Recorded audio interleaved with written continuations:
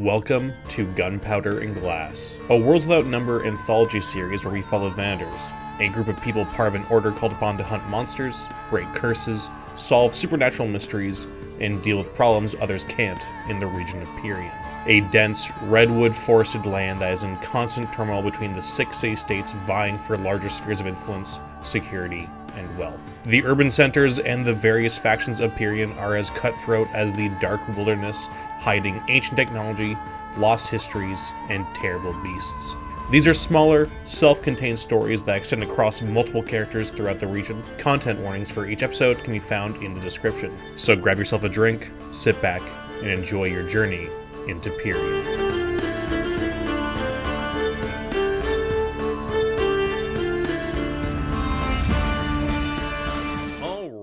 So, welcome Dan to Gunpowder and Glass. Today, we start off with your character in Klenia, which is the northern mining city. There's Klenia and Sodron, both of them are sort of these rival city-states across the river there. You are in the Iron Coffin. I think you're drinking, maybe you're gambling. It's up to you how you see what your character is doing. Definitely. Your character's here because there's a lot of work to be had, and like a lot of times, usually just waiting around can usually find you some work, or if you just find the right places. There's always mines with monsters that need to be cleared out and that sort of thing. However, yeah, you're just sort of, I don't know how much you're enjoying yourself, but you are here. And while you're here, you see these pair of hands that put down 2 pints of cheap bitter beer next to you, and you look up to find the smug face of Lionel, another vendor that you have a bit of a history with that we'll get into in a little bit here. He looks about the same last time you saw him. Shaggy blonde hair, but now there's streaks of white and gray in there. And he says, hey, I've got a job for you.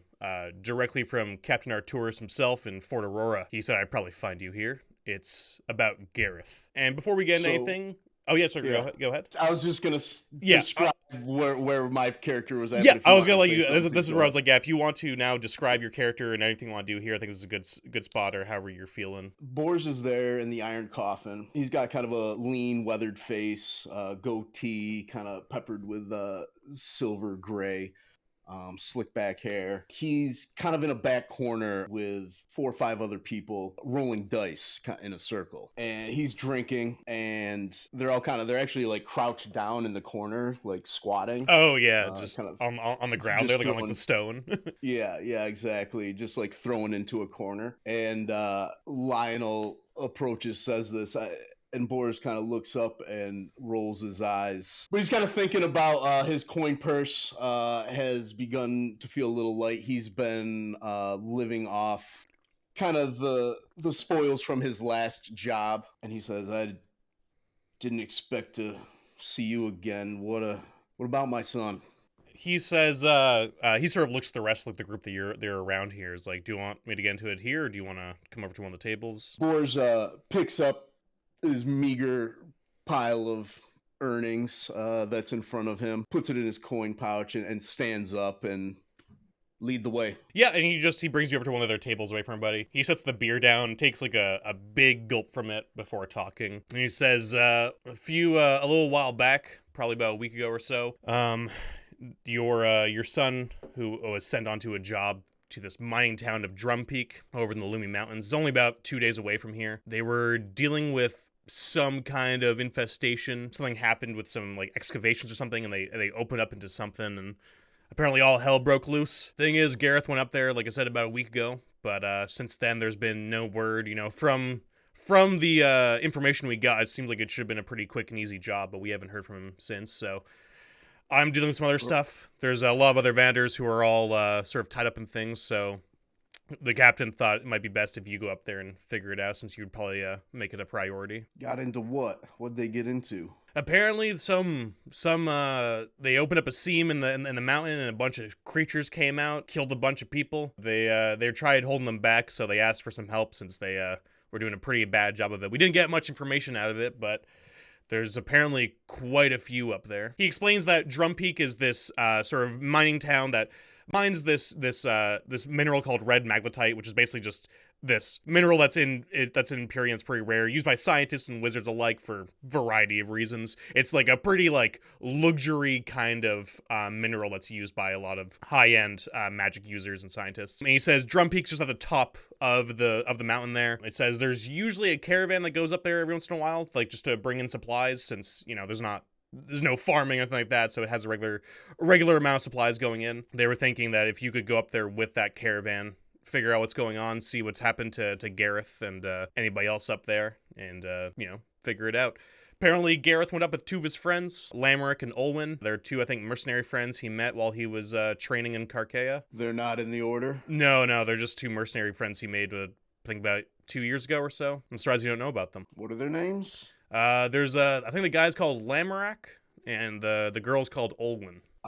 Bors kind of lowers his head and he closes his eyes, and he's silent for quite some time. And he looks up. He looks at Lionel. He says, "God damn it, this is exactly what I didn't want to happen. My son joined this order because of you. Now he's in danger." Hey, listen, he wanted to do this his whole life, he's a good fighter, he can do it, I mean, he gets it from you. I'm not worried about him too much. I'm sure he's just fine. But in case he's not, I think just you giving some backup might be of help. Listen, he's an adult now. He can make his own choices. I haven't seen combat in years. It's like anything else. It's like swimming, riding one of those new bikes that we're seeing around nowadays. The Bice Electrics? The Bice Electrics, exactly.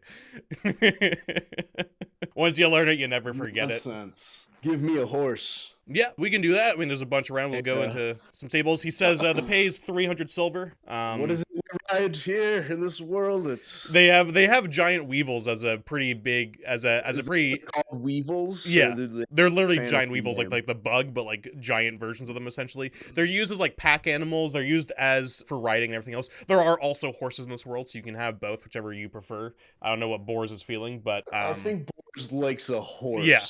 I feel like that's a common thing. There's a big debate, between different people. It's very much like a Camaro Mustang kind of thing of who prefers what. But there's definitely horses here that you can get. Apple thing. Are there any soldiers in the caravan? No, you're the only one. The caravan thought they might save some money by just hiring a Venator. They usually have about 2 guards with them, but considering the circumstances and cutting money for profits, they thought they'd just hire you since you'd probably be good enough. Good enough. I've been called worse. Yeah, he says he sort of gives you directions. He pulls out like a small map of the area, and he says, yeah, if you follow this road for about a day or so, you'll meet up with the caravan at these crossroads here, and then you guys can scale the mountain. He says the mountain has a path that sort of winds around it, like they've cut in a path like into the mountain, so you can basically just go in like one big sort of circle, like almost like a like circular stairs essentially that go all the way up. It's a pretty steep and rough path. Interesting. But at least you won't have to like goes around the mountain, literally. Yeah. Okay.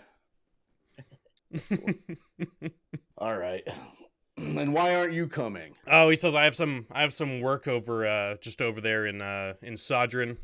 Apparently there's something going on with some excavations over there that's been happening. They've tapped into some weird old artifacts. Some of the Valtameri academic groups there. I think one of them's called like I forget off the top of my head. They all blend into one, but one of them wants something or other for some help. So I'm hand over that way, and I'm sure it'll be some pretty easy work. But if I get that done up in time, I might come over and join you and see what's going on up in Drum Peak. All right then. I'll go find my son. All right, perfect. And you'll get the money, I think, from the trader when you get there, when you meet up with them. They have the coin on them, and I think the amount that's been taken out for the Venators for their percentage has already been taken out, so you should be able to just take the bag and run with it. That's not why Bors is doing this, to be clear. Oh yeah, and take the money. And from what you know about Lionel, in general, he's there mostly for the money. It's pretty good pay usually for a lot of different jobs. From what you know with Lionel, that he's not that he's just like a complete like sociopath, but he's very much like money oriented for the most part. Well, I think Bors, money was certainly a motivator to get into the order. Absolutely, absolutely. But this particular job, the money. And This is where I'm going to introduce a character that has come back with you from a very tragic expedition to Boira that you had in your past. There's a figure called Kath. He's this extremely tall man sporting these dark furs. He has like the largest axe you've ever seen on his back. And part of his disturbing look is that where his head should be is just a helmeted skull. And it seems like nobody else ever sees Kath. And he's there at the table right now. He just sort of shows up. He almost seems to show up at the worst times. And he's like, oh, it looks like your son's in trouble. I wonder if he's as bad as his old man at keeping an expedition alive. Think he's dead? Think he got everybody else killed just like you, buddy? That's cruel. Bors looks at him for just an instant and then looks away and downs his drink. He kind of stands up from the table and shakes his head. Now, is Lionel gone? Is he gone? Lionel's still here, but Lionel's like once you're getting up, Lionel's getting ready to leave as well. If you're waiting for Lionel to leave, yeah, Kath is also just getting up there now. I mean, and he's just sort of like, as much as he doesn't have eyes, he just has a skull. The skull kind of just looks at you a little bit like a little bit like if a skull could look smug, it looks smug right now as he's staring at you. Lionel just sort of hits you on the shoulder and walks out the door. And it looked like Bors was like about to say something to Lionel, but he holds his tongue and glances back at Kath. And he kind of says under his breath, he grumbles, "Not today." It walks to the bar and orders another drink. Yeah, you over to the bar and you grab it. You grab a drink, and Kath just sort of sells up next to you. He's like, "What about me? You can get me one? I'm pretty thirsty. It's been quite a while since I've had one." And like nobody else sees this at all. Like he's right there. The bartender's right in front of you, and he's just talking to you. And he's like. I think from what you've said, Boris seems like to be a pretty big guy. Kath, like, I wouldn't say towers over you, but he's probably like a head over you. He's just this massive creature. Boris isn't like a super huge guy. Like he's pretty lean. He's like probably like under 6 foot. Yeah, something like that. But okay, yeah, Kath is a big guy, and now Kath was on the expedition to Boira that everyone died on. Is that right? Yeah, I mean, you know what? I will leave up to you how you see it. He was a real person. He does. I mean, he does. It's one of those things where we can go into the expedition how you want because it's so foggy and hard to see. Kath was somebody that was on there. Like I would say, like yeah, I would say, why do you think Kath is haunting you of all people? Well, because Bors led the expedition. Yeah, he was not an inexperienced warrior, but inexperienced with leadership. Yeah. You know, the whole reason, the reason it was Bors in charge was because Lionel had been injured and was unable to lead the expedition. So yeah. He stayed with the rest of the order. Where's the order's home base? It is at Fort Aurora, which is in the Lumi Mountains there, just a little bit to the east of Clenia. He stayed behind at Fort Aurora. And Kath, I definitely, Bors saw Kath die. Yeah. Before his eyes, he was unable to save him. So was it Bors's fault that Kath died, or like do you like? I'm more thinking, does Bors think it was his fault? Was it just like because a lot of people died in this expedition, sure. Right? Like, was it something that did he make a choice that led to Kath's death, or do you think this is like an unfair? I mean, obviously it's very unfair and cruel, but how unfair is it where it's like it wasn't your fault that he died, but he still is haunting you anyway? Well, Bors definitely feels massive amounts of guilt over the whole thing. Was Kath's death in particular a result of his actions? I think maybe in the moment, I think they were overrun by maybe some sort of undead creatures, like quick-moving undead sort of a thing. And Bors led himself and Kath down a corridor that ended up being a dead end. Yeah. And that is where Kath kind of met his end, and Bors was able to escape kind of because... I see. I like it. Okay. Kath was killed, but he didn't push Kath. No, he didn't stab him or anything like that. No, but it just, yeah, that's just how it happened. Yeah, no, I like that. I like that a lot. It's perfect. Did anybody else on this expedition? Did anybody else that matters to Bors die on this expedition to Boira? And also for anybody who's not familiar with Boira so far, Boira is this foggy lands to the south of Pyrrhion. It's a very like haunted place in the sense that like there's a lot of fucked up monsters, a lot of fucked up things. Most people who end up going there for whatever reason don't tend to come back. Venators and strong warriors and magicians tend to be the only ones, and very often they come back changed, such as boars here. Was there anybody else on this expedition that died that you were close to, or was it mostly just Kath, who was somebody that, you know, for some reason feels this level of guilt? Kath was a good friend. We had trained together. I think we kind of, Lionel, Kath, and I kind of all joined up together, not together, but at the same time. Yeah. You know what I mean? I would say very close to Boars was also Elaine, who was another best friend who joined at a similar time, maybe before this group did. Yeah. She had like a little bit of a veteran status on them. Yeah. And she was close with Boars' family. Boars' son Gareth, his wife Gwendolyn. So she was almost like an aunt or like a member of the family. Yeah. And so that also weighs heavily upon him. Yeah. But did she die, or did she get lost? Because I know like some of your expedition got lost in the fog and everything else. Is she still possibly alive, or is she definitely dead? Did Bors see Elaine die with his own eyes? Ooh, I think maybe he didn't see.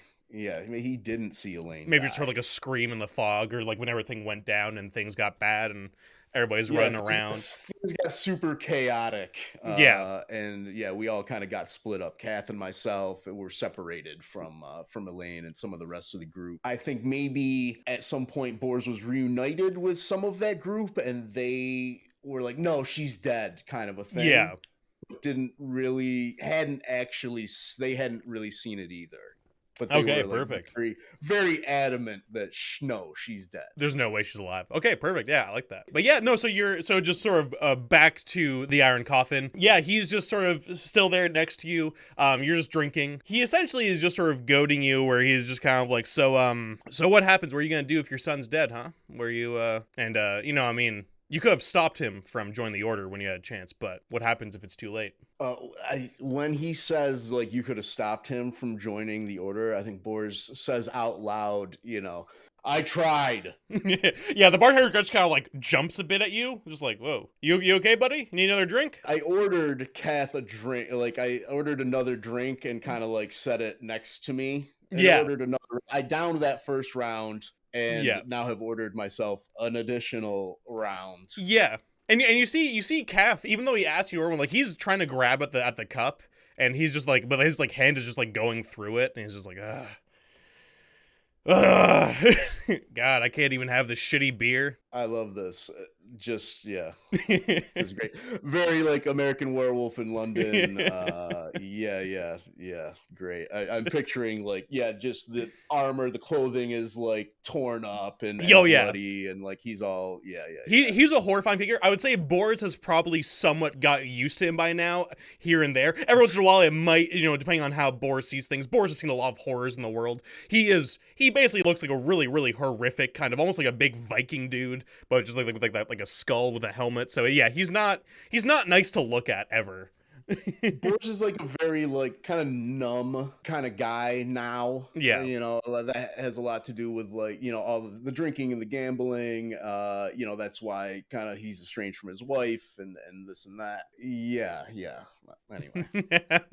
No, perfect. No, I like that. So I would say like you slam another round, and when you put the cup back down, thankfully Kath is gone again, and it's just you. There's another full mug next to you that was meant for Kath, right next to your side, still full of beer. I stand from the bar, and my gaze kind of lingers on, you know, where Kath was in the beer, and I kind of turn around, and is it nighttime? I don't know. Maybe I go to find, you know, wherever it is I'm sleeping these days. Yeah, for sure. I would say flop house scenario. Yeah, I'll say that like the trader will probably meet with you like tomorrow. Maybe you probably gather whatever supplies you want tonight before the shops close. If there's anything that you do want to grab, you do already have quite a few like dungeoneering supplies. I know you wanted to like grab a horse. Like, we don't need to do a whole shopping list or anything, but just that I don't know if there's anything in particular that you're looking to grab before you collapse on your bed.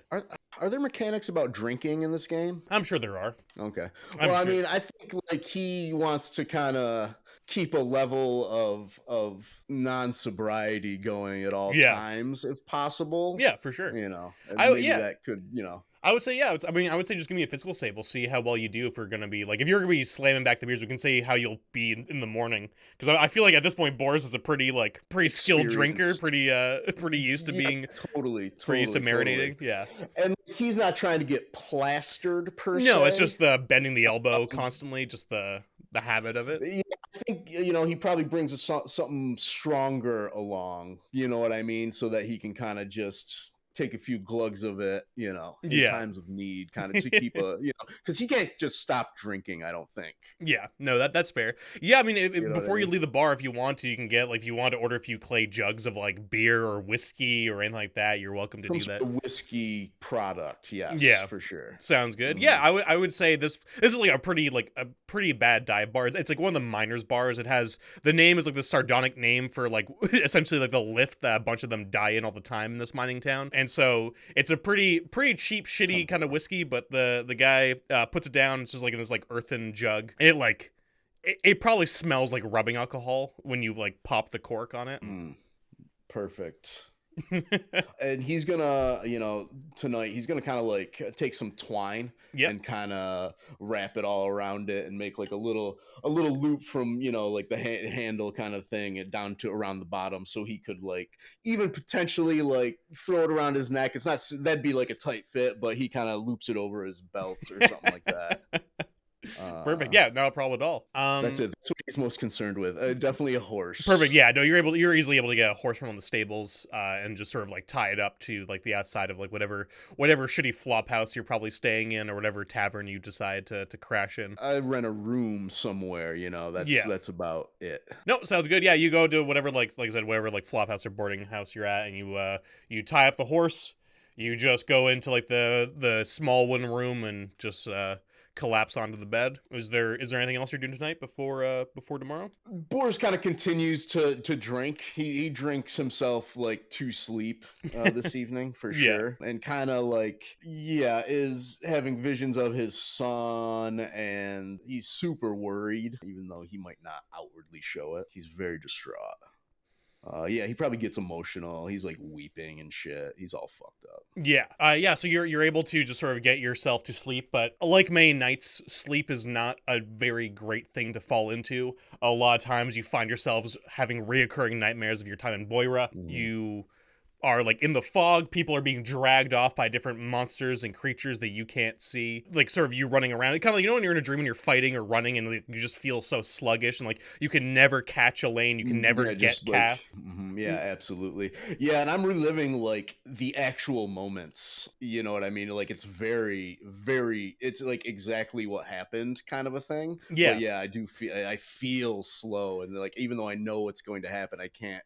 Yeah, let's do a bit of a Trophy Dark thing here. I would say the youngest person on your expedition, how did they horribly meet their end? What was a really horrible thing that you often see, like a quick flash of, a quick scene that never seems to leave your eyes? Yeah, they were following. We were kind of still in like a slightly larger group. I'm not sure how many people even went on the expedition. I'm thinking maybe like just like a half a dozen. Yeah, they were actually the first to meet their end. We were as yet unaware of the threat, so we were all kind of standing in a kind of open corridor lit by torches, and just from out of the shadows a hand came around and literally just tore this poor person's throat out. Oh man. And it was just very just like fingers sinking into flesh kind of a thing. Very very zombie movie. Just very like gargling and just a quick that was the end of it. No. They screamed and it was very painful, and we were like instantly kind of overrun sort of a thing. It was like instant chaos at that point. And even though we were kind of experienced, things fell apart very quickly. Okay, yeah, that's fucking dark. I love it. Boris wasn't able to. We kind of immediately got split up. Yeah, and so it immediately turned to shit. Absolutely, yeah. No, that's great. That's that poor young Venator. Yeah, Augusta was that Venator's name. Ooh, I like that. Okay. And yeah, in this dream, you're in that same hallway, that same dead end, and Kath is calling out to you. He just keeps saying, "Boars, boars, boar," and then suddenly your eyes open, and he's standing over you in the flop house. He's like, "Boars, get up! Come on, we gotta go save your dumb son." Yeah, bleary-eyed, Boris kind of sits up slowly, groaning, looks on the floor, sees the twine encircled bottle kind of rolling around on the floor, and immediately picks it up and takes just like a little nip off it, just to Yeah, a little hair of the dog. Start the day correctly. And he kind of goes over to there's like a pitcher and basin in the room. Yeah. And he goes over and kind of forces himself to drink some of this water that's in the pitcher. Yeah, just get yourself just somewhat cleaned up. That cold water feels really nice on your face, and you just slam back some of the water and you feel a little better. It's like kind of thing like when you have a hangover where like you don't really want to drink the water, so you're just kind of like chugging it back, but it's just like, oh god, this is yeah, forcing my I know I need this kind of a thing. Yeah, exactly. But yeah, no, it's already kind of in his head that I better slow down a little bit with this if I have any hopes of kind of performing here. Yeah, for sure. No, sounds good to me. I would say there's probably maybe like a third of the whiskey left if you want to grab the jug and just take it and throw it on you again or throw it in your pack, whatever you're doing with it. I'll kind of hang it off my pack kind of a thing. Perfect. Yeah, is there anything else you're doing here before you're heading off to meet with the traders? No, I'm gonna head out and just real quick grab, I don't know, maybe there's some couple pieces of bacon, kind of slabs of bacon kind of cooking up, and I that's what I eat. Just some greasy bacon. It's pretty not great stuff, but it's bacon. It's one of those things where even the bad stuff is it's tough even. Yeah. It's just I tell him to burn it. That's how he likes it. I love it. Yeah, no, you get that. You're sort of just walking out to your horse, just still trying to pull out the bacon. You unloop it, and you head out of Klenya. You head southeast towards the Lumi Mountains, and you finally make it to the meeting point. Probably, I would say, honestly, it would probably be we'll say maybe one full day of traveling. Not much happens. It's pretty busy roads, so they're pretty safe overall. And then you make it to the meeting point about the next day at some point. It's this sort of crossroads where this trail leads towards the mountains and the other road leads just still going south. You see a merchant there. It looks like they have two giant weevil-drawn wagons. You see what looks like a man, his son, and it looks like there's the two cart drivers. And the man who's sort of wearing, I wouldn't say gaudy clothes, but definitely nicer clothes. He has some nice traveling clothes on. Definitely somebody of some money, but not a super wealthy guy. Just waves towards you as you're heading over towards them. And I'll head over. Yep. Yeah. When you head over, he says, "Oh, are you the vendor who's come to guard our wagons or guard our caravan?" He nods. He puts his hand out and says, "Boars." Perfect. I'm Gabriel. This is my son Benji over here. And he sort of points towards the two drivers. That's Alice and Jed. We just got the trail up to Drum Peak's about 2 days. There should be an outpost stop at the end of the first day there. We're running out of daylight. We better get moving soon. No guards. I'm the guard. Is that right? I mean, yeah. We've heard that you Venators are pretty good fighters. So we thought, with the amount of coin we're spending on you, that you'd be you're enough. And he snaps his fingers at his son, who gives him a sack of coin, and he throws it up to you on your horse. Boars. Most catch it. Yeah, you're able to sort of, you know what? You're so I feel like you're still maybe a little bit drunk or actually no, that was the day before, so you're probably fine now, depending on if you were still drinking yourself to sleep the night before. But you're probably just ugh. And yeah, you have this it's like a fat sack of coin now in your hands. Fat sack of coin, I like it. Okay. Yeah. All right then. Let's make hay while the sun shines. Yeah, and as you're talking to them and they're about to move, you just see Kath kind of appears with his arms around Gabriel and Benji and is yeah. You think you can keep anybody alive this time, bud? Boris ignores him. Yeah. You're no fun. And they start moving around and he disappears again as you kind of just kick your horse and get it moving. And I'll probably get my horse maybe out in front of the weevils. Sounds good. And just kind of not too far, but just lead the way. Yeah, just a slow trot while they're moving.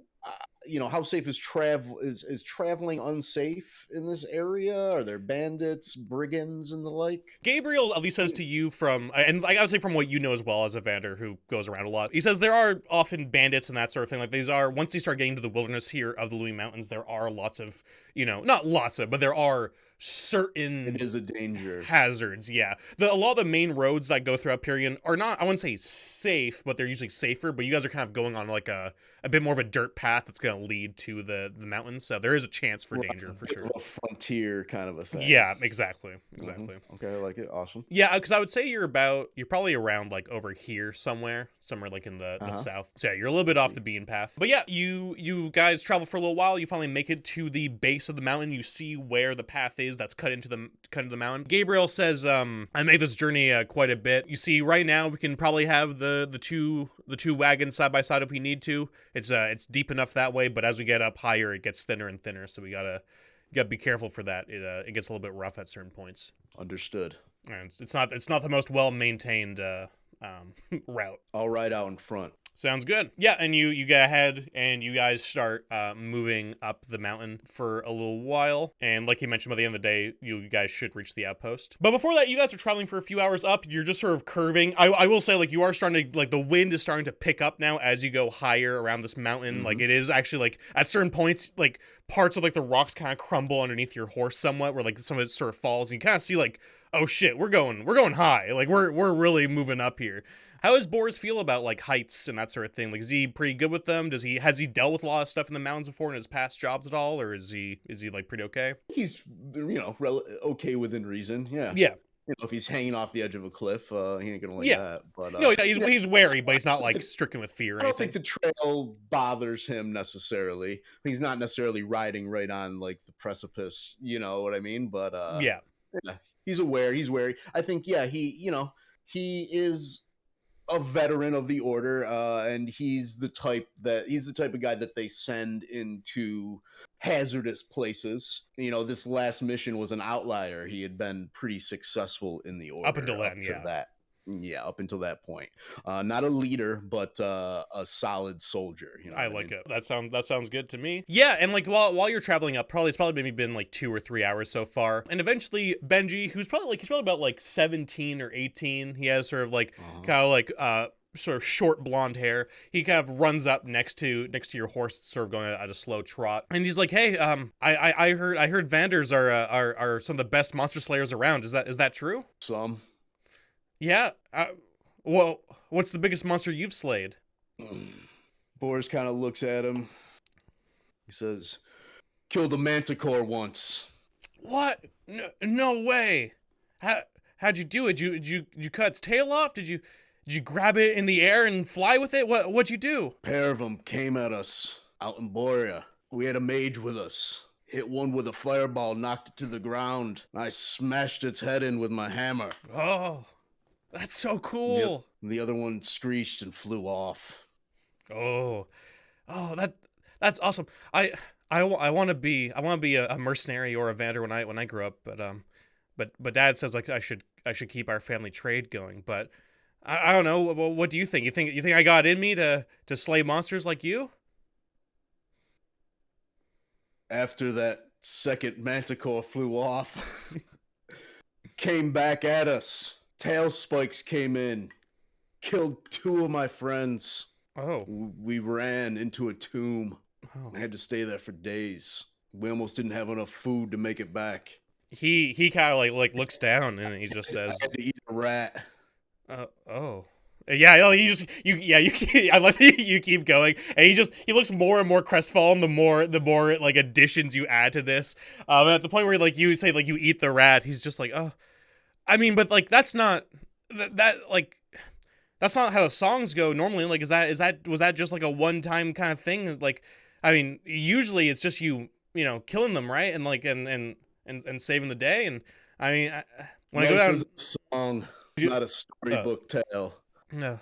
And he looks like he's about to ask them their question, and you hear Gabriel from the back. He's like, "Benji, stop bothering the Vander." And Benji just kind of looks back at his dad, just like, but Dad. And he's like, "No, get over here. I need your help with something." Yeah, Benji looks back up at you while you guys are walking, and then looks back down, like, and his like the little pep in his step when he ran up to your horse to ask you about your past is completely gone now. Like he's just sort of like moping back to his dad in the back of the caravan. Bors feels bad about doing that, but it was the truth. Yeah. And he also feels like it's better if that kid doesn't like me. Yeah, I mean, you probably saved his life. Yeah. If I mean, who knows, like, what would happen to him if he decides, like, oh, this guy's telling me I can do it. I can become, like, an adventurer kind of character. He kind of realized he had glorified it a little bit by not telling the full tale.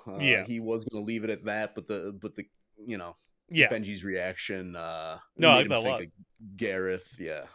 Absolutely.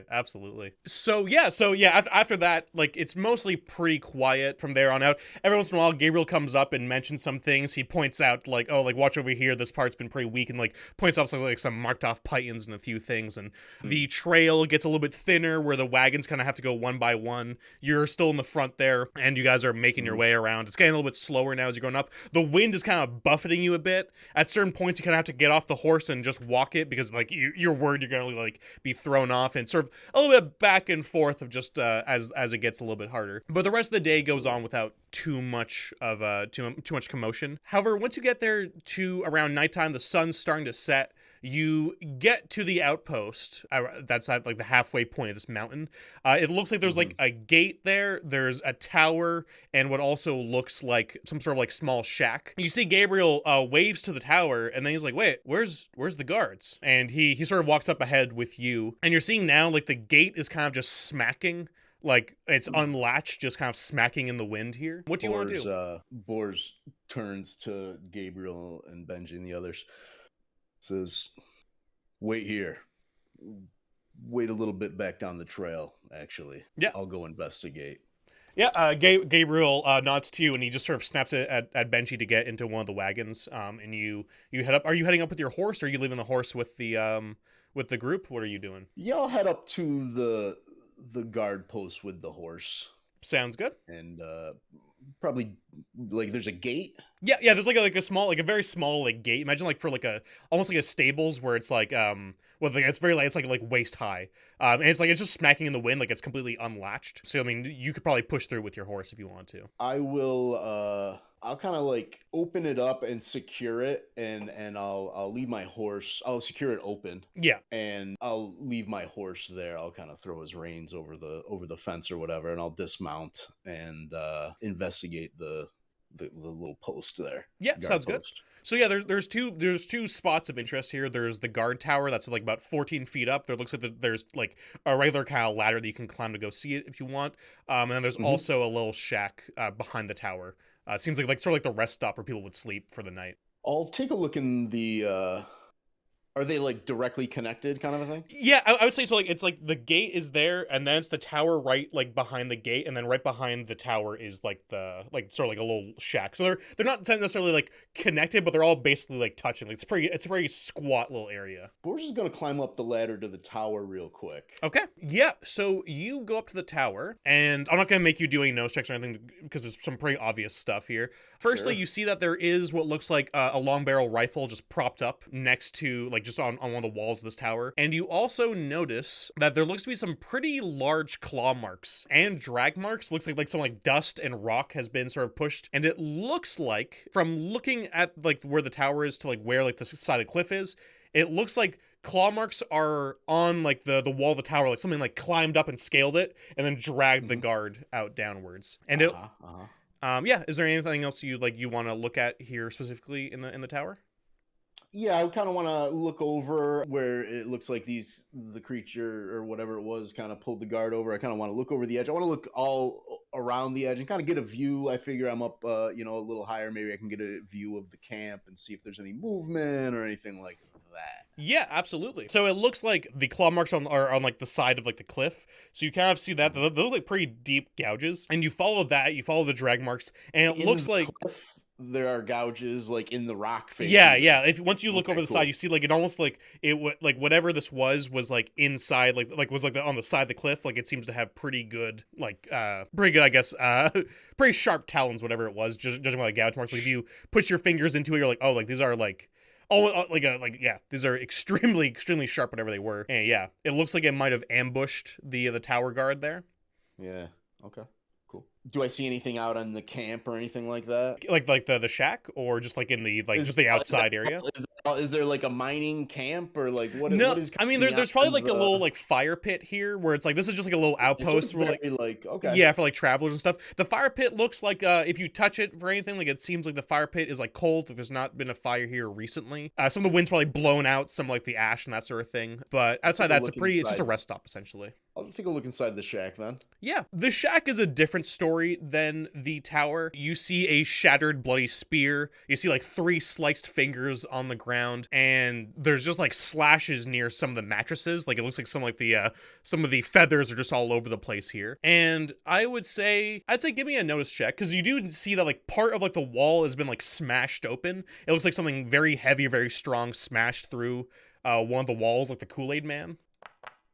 Oh shit, nice, 7. Yeah, so this is not too hard to notice, but it looks like, from what Boars could guess, is that whatever this was smashed through here, attacked somebody, and it looks like it dragged them up like the sheer wall of the mountain. Like, whereas the other one dragged it off the side of the cliff, this one dragged it upwards. Like, it looks like it should be impossible for anything to do that with like the weight of a person. Like you see bloody marks and yeah, like bloody drag marks going up the side of the mountain, off into like a part where you can't see anymore. Right. Okay. Yeah. Now, in my experience, would I have any idea what might do something like this, or is this something potentially that I haven't heard about? Yeah, I would say this is very weird, because Boris is pretty experienced. You're not the most experienced monster hunter or fighter in the world, Sure. But you've been around the block for a while. You've been in a lot of studying with Venators and that sort of thing. You know a lot of creatures, especially in the Lumi Mountains, which is where Fort Aurora is. But this doesn't really ring to be anything that you're aware of. Like, it's very weird to Boars that you can't really tell whatever this is that did this. Takes a little sip, just a nip of whiskey, kind of steadies himself. He'll head back out to the caravan, and I'll tell Gabriel what I found. Maybe I kind of pull him aside so as not to cause a panic amongst the group yet. Yeah. Gabriel comes and meets you, like sort of like right in front of the caravan. He says, "What's going on? Are the guards there?" No, it looks like something dragged them. One of them straight up the mountain. Creature, there's claw marks. Oh. And pulled them the guard in the tower right over the edge. Oh my god! Do you know what did it? Are they still there? It's not anything I'm familiar with. I don't know where they went. If there's some beast in the area, the wagons are unsafe. Okay. Well, you're more the warrior than I am. Do you have any ideas what we should do here? Because we have to kind of camp here for the night. We're not going to make it to Drum Peak before tomorrow afternoon. So this is probably one of the better places to hold out, I would assume. I see your point. Well, whatever it was certainly strong. It came right through the wall of the shack. Is that correct? Yeah. It looks like, from what you can see, like it's not like this shack is like pretty shoddily put together. It's really put there more as like a windbreaker than like a really well put together like house.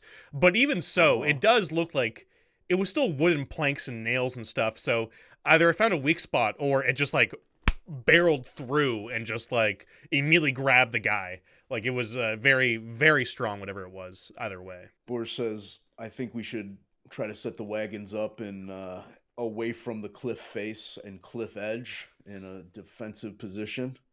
Okay. And I think you and you said there were 2 other members of the caravan. They're adults. Yeah, there's 2 adults there. There's a 1 wagon driver per, like there's the merchant and his son, and then there's the 2 wagon drivers. Yeah. I think we should take watches, 2 pair. Okay, I think that's a good plan. Who do you think? I'll take watch with one of the drivers, and you do the same. Okay, that sounds good. You can. I'll tell Alice to go with you, and I'll take Jed. And his son sort of runs up. He's like, "But Dad, I can help take watch. We have some spears in the back here. I can be with the Venator." And Gabriel just sorry. Yeah, go ahead. How old is Gabriel? Gabriel, the dad is in like his 30s or 40s. The son's like in his like 17, 18. 17, 18. Yeah. Yeah. Benji, stay rested. Keep a spear by your side. We may need you if something attacks in the night. Fine, all right. And yeah, Gabriel sort of nods. He directs Alice and Jed to like move the carts in a way where like they kind of try to like unhook the weevils so they can feed them and water them, and kind of maybe get them further to like the side of the mound that's like, you know, like the where it's not on the cliff, so they can make sure that nothing gets dragged off quite as easily. The weevils are pretty huge. They're like the size of like oxen or cows. So they're at least bigger than humans. They might have a hard time dragging those ones up, but who knows? Yeah. And yeah, you guys are basically set up camp. Gabriel starts getting some stuff on the fire, starts cooking food. It smells like pretty good stew. Probably better food than what you were getting at the boarding house or the taverns in Klenia. But everybody seems to be on watch. You see Alice grabs the rifle from the tower. She says, "Oh, it's well, it wasn't fired. Hey, Vander, did you want this, or do you mind if I carry this on our watch?" No, you use that.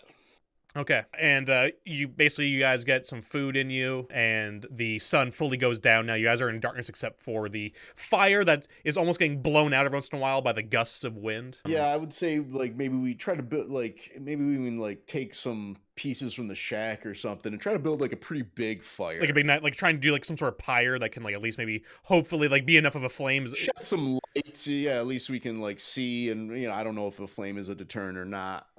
So yeah. Yeah, no, that sounds good. Yeah, so you guys, there's already a bunch of planks of wood on the ground, so I mean that's not going to use anyway. So you guys grab that. You grab some more like cordwood from one of the wagons and start just like trying to pile up a pretty nice fire. You make a bit of like a wall with like maybe some other supplies so that like the wind doesn't buffet it quite as hard.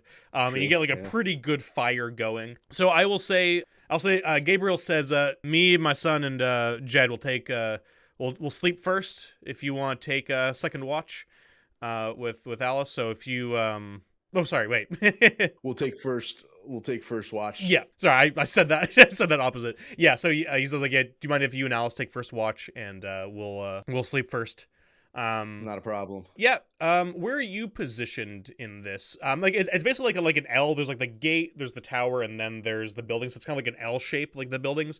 Alice with her rifle says she's gonna like. She looks like she's going to stay in the tower, though she seems a little bit worried when she sees the claw marks. And she kind of asks you, like, where do you think I should be? I don't know if the tower is the best idea. It seems like the guard there was pretty vulnerable, didn't even see the attack coming. Why don't we stay closer? Maybe you could position up on top of one of the wagons. Maybe we both should, just so we can kind of see anything coming. Let's keep an eye on the cliff edge and the cliff face. Okay. But yeah, let's stay pretty close. We don't need to separate, and let's form a front against whatever might be coming. She says, okay, that's a good idea. And she hops up onto one of the wagons, and kind of just gets herself in a good position where she's just sitting on it. And you see her kind of like sort of nervously messing with the rifle, trying to make sure that she's holding it properly and stuff. What would you say you're doing? Actually, I'll kind of be walking around a little bit, just kind of a short perimeter, just kind of around the wagons. Sounds good. Keep it moving. I'll keep her in sight, though. Yeah, so you always sort of have her like in one eye or so. You're just trying to move around. You always try and keep an eye out. And yeah, do you have your mace and shield out, or are you just like in like just ready to go if anything happens?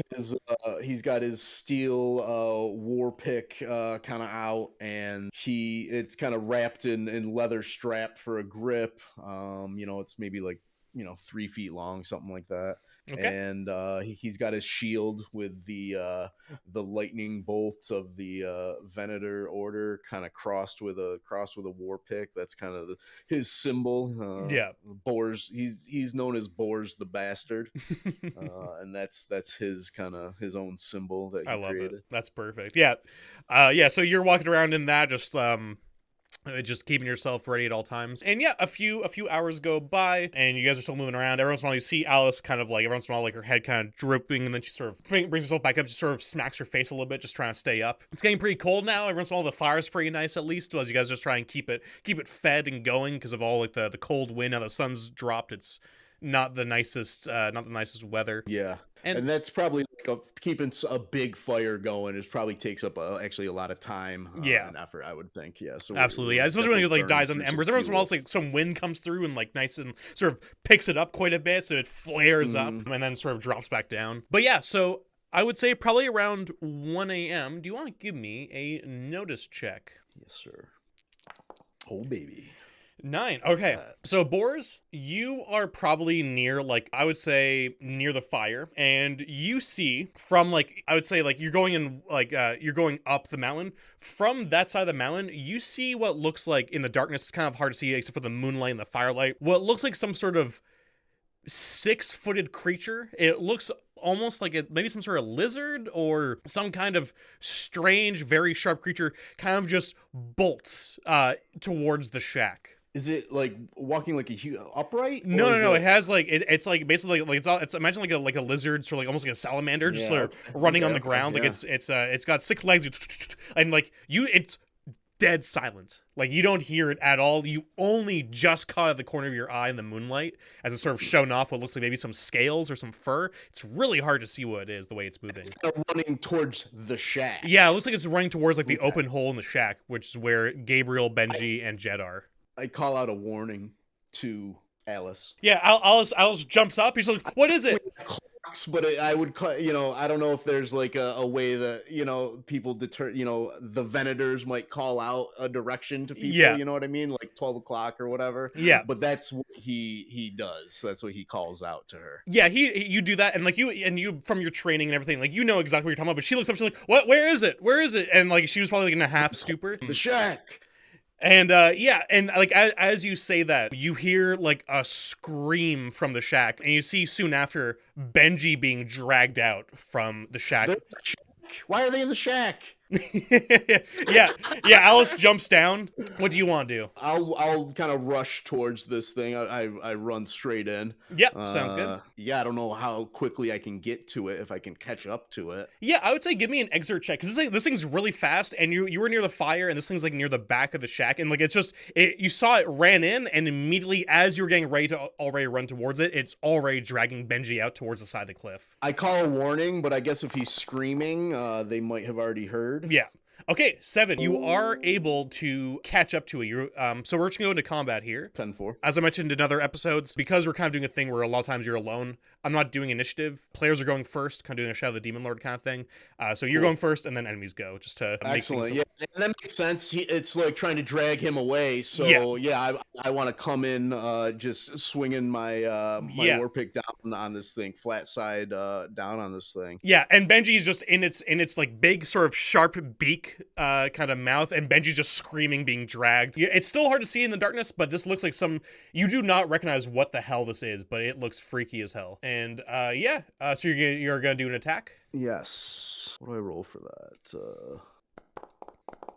Okay, you do a massive hit on this creature. You run up and you bring it down, doing, you rolled a 16 and you did 8 damage. And you hear bones break, and it lets out these croaks and like these little like screeches as it sort of tries to drag Benji off the side. But like it is limping really badly here after you just came in and like cracked a bunch of its legs. So it's... Let go, you foul thing!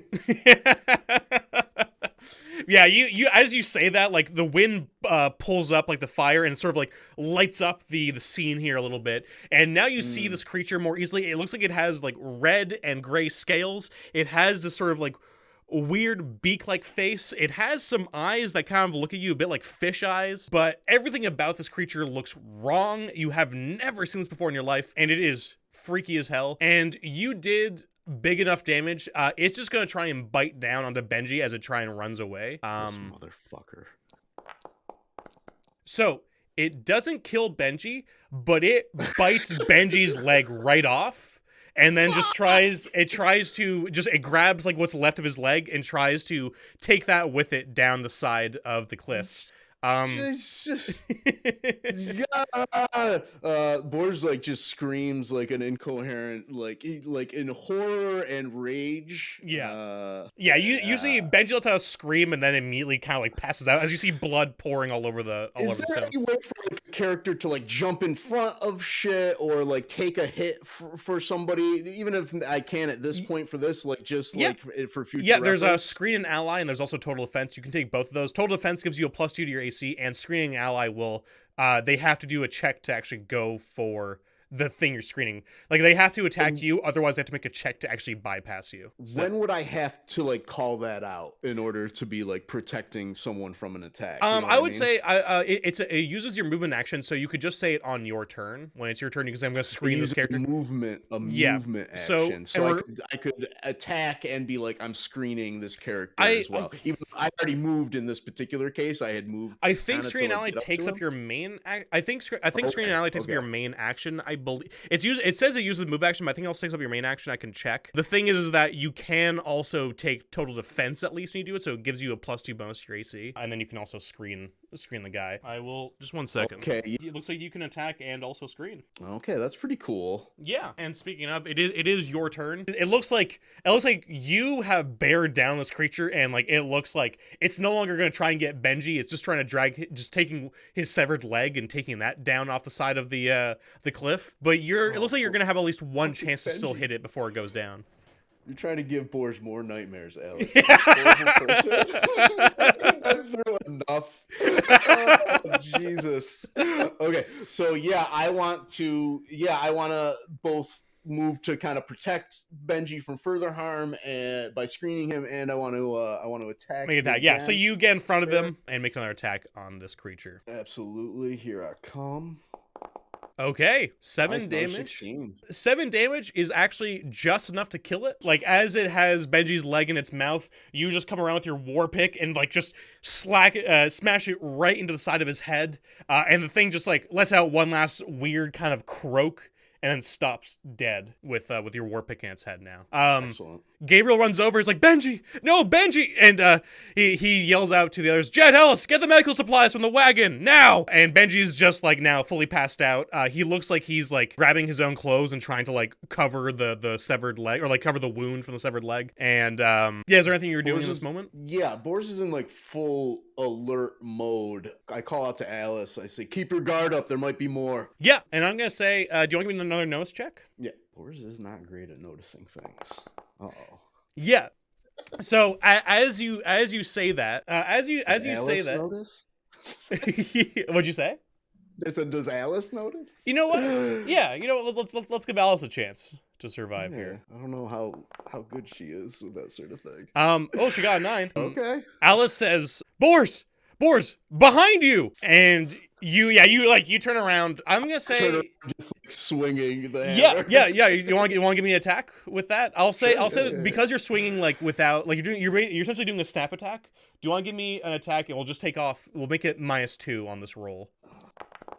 Okay, so it is just under the AC, but you still do hit it with shock damage, and like so you turn just to see this thing leap at you, and like its face and beak meets your shield as you like just smash it back. Oh yeah, I like that. Yeah. And it takes like a big hit, and with you already killing one, it seems to try and like it wants to like jump off the side of the cliff here, and like it was just going for a little dirty strike on you, but it did not work out. I'm gonna say that you're welcome to try and make another snap attack if you want against it, or you can let it go. It's up to you if what you're gonna do, or like anything that you think you could feasibly do in the next like 2-3 seconds. I'm gonna allow you to do, because it looks like it's just trying to booking it after it's failed attack on you. I absolutely want to try to like bash this thing. I'm enraged. And kind of like I'm kind of in like a bit of a fog right now. Okay. And I want to strike out again at this thing. Cool. We'll say it's just another -2 on this attack again. We'll just say another quickly hit, and then you're just trying to like do a second quick hit on it with your war pick. Was that the same roll? It was. With another 5 damage from shock though. 5, you aren't able to kill it. But you do sort of send it on its way as it hits you, does like a quick like hairpin turn pivot and jumps. You smash it, and you see it just fall off into the darkness of the cliff. And while this is happening, Gabriel's still crying over his kid. And sorry, what'd you say? I said creepy bastards. Yeah, Gabriel's crying for sure. Oh my god. Yeah, you still hear like some croaks in the darkness, but it seems like right now, Alice and Jed are fully awake, on full alert. So are you. Everybody's looking around, keeping things safe. Jed runs over with medical supplies. It seems like Obviously, the leg is not going to be able to be reattached, but they are able to at least get like a belt around his thigh, around Benji, and he starts screaming as they sort of tighten it up again. He seems to have regained consciousness, and they try and put some, different medical stuff on his leg, try to feed him stuff so he doesn't go into shock, and then Benji kind of passes out again. And Gabriel says, Boris, can you help me take him to the shack? Of course. Yeah, and I think maybe Boris like just lifts him right up. Yeah, and carries him in. Sounds good. Yeah, and he's also quite a bit lighter now without one thigh or without one leg. Yeah, yeah. So you put your shield up, pick him up, and you sort of just bring him over to the shack, lay him on one of like the pretty rickety beds. Gabriel's just kind of fussing over him, trying to make sure that he's gonna live through this. Boris is gonna step outside. Quickly, he kind of lingers over the scene for a few moments and then quickly makes his exit, and he's gonna head over kind of out of sight, like maybe around the side of the shack, and he's gonna vomit. Oh yeah, I think he just like very quickly he kind of heaves and then kind of wipes his goatee or whatever, and steps back around. He pulls his hammer back out, and he's still pretty on guard, kind of pacing around the shack. So you do that, and you're still sort of amped up, the adrenaline sort of pouring through your veins. Is Boris gonna try and sleep tonight, or is Boris kind of just like amped up, like, because there's a few hours left before daylight? He took first watch. He'll try to catch some shut-eye. Yeah, he is pretty amped up though, so who knows how successful that is. Yeah, you're sort of just pacing back and forth before then. At a certain point, Alice comes around with like what looks like another earthenware jug of what looks like beer. This one looks like it might be a little bit higher quality than what you've been used to drinking in Klenia. She says, "Here, you've probably earned this." And as she says that, Kath appears behind her and is like, "You sure about that? You think he's earned this? I mean, that poor kid. I mean, you know what? It is kind of an upgrade. He lost his leg, not his life. So I gotta say, good job, buddy. Good job. You did really great this time." Boris just downs the full flagon, whatever it is. And and Kath just keeps going. Is like, I heard Vander's cost an arm and a leg, but this is just fucking crazy. Yeah, he's just, he's not responding, but he's just got this 1,000-yard stare going on. It's sort of going like almost like muffled, where it's like he's still like jabbering and like every once in a while, but like is it just like you're trying to like tune him out while he just keeps talking like right in your ear, just keeps talking shit? And I feel like he hears like every word. Yeah, for sure. Yeah. Alice says that she's probably not gonna get much sleep tonight. She says, just go over on one of the beds, maybe just try and catch some shut eye. Her and Jed are gonna keep watch. You see Jed pulling out a crossbow from one of the wagons, and they seem to be getting themselves ready. But yeah, so you're just sort of drinking 1,000-yard stare until finally, hopefully, sleep finds you. And as per usual, sleep is not very kind to you ever, and not you pleasant. And you wake Especially up. Since I haven't drank that much, to like completely like numb it out. No. So it's probably even worse. As far as the nightmares go, very intense for sure. Absolutely. Yeah. No. And you wake up finally, sort of drenched in sweat. You see Gabriel is asleep next to his son. There's a lot of blood all over the mattress that that Benji's on. And Alice and Jed come through. He's like, "All right, guys, we gotta get moving. We gotta make it to the town. I don't want to be caught out here again if there's any more of these creatures out here." I feel like if this wasn't like suggested, like at some point Boris would be the one to say like we need to cauterize the wound. Okay, yeah. Nobody suggested that at all yet. People they sort of have like they've tied like a belt around the thigh to like stem the bleeding. They fed him like some like laudanum or like opium to like sort of like knock him out and like with painkillers, but like it looks like there might still be some issues here. I would say this would have maybe even happened like last night. Yeah. Where it's like well, this is like the next step is I know we need to cauterize that wound. I would imagine like that gets through. Absolutely. Yeah, Yeah, so do you do it? Do you to grab Benji. like do you try and put some stuff like in the fire and get it heated up and like cuz Yes. Gabriel is like, I think if you suggest that, Gabriel probably fed him a little bit more opium or laudanum, just trying to get him even more just like conked out. He's like, "Fine, just do it quickly, okay?" And Yeah, I don't know. Yeah, some sort of whatever, whether it's metal or even just like a large, a log, the end of a oh, that's log, brutal. Yeah, something. just a big log that sort of fits onto like the stump. Yeah, something that could, would have to like cover Yeah. probably and do it all at once or whatever. Yeah. Yeah, yeah. You do that. I would say Benji probably like whines a bit even in his stupor, but you are able to do that. And I would say probably from Boris having a lot of experience, you do grab some medical supplies because you don't want the cauterized wound to get infected either. So you sort of put on maybe some herbs or some stuff like that onto it to keep it from getting too rough. But he definitely needs Yeah. proper medical attention as soon as possible.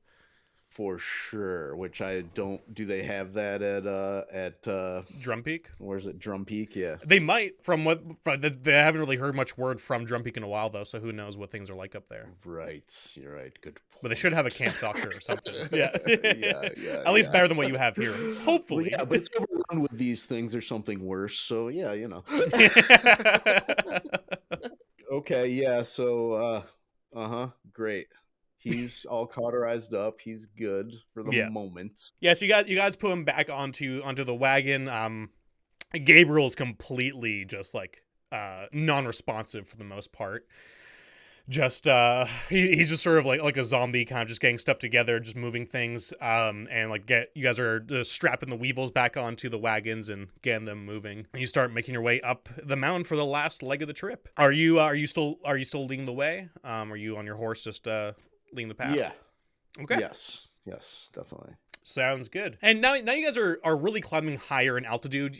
Boris, you are finding it pretty hard to breathe. Like it's not like super restrictive yet, but you can feel like as you guys are walking up, even the weevils are sluggishly moving more. You feel your horse taking deeper and deeper breaths as you just are trying to get as much oxygen to your brain as you can as you keep moving up this mountain. How high is Drum Peak? So are we talking like above the tree line kind of a thing? Yeah. Are you familiar? Yeah. Yeah. It's getting like, I would say if it's not above the tree line, it's definitely like it's around there for sure. Yeah. Yeah, the trees are thinning out even. Because there were like trees and shrubs. Like that's why it was kind of hard to see anything off the side when you're at the outpost, because there's still like some shrubs and stuff there. But now that you're getting higher, it's like mostly just rocky mountain and there's not much else.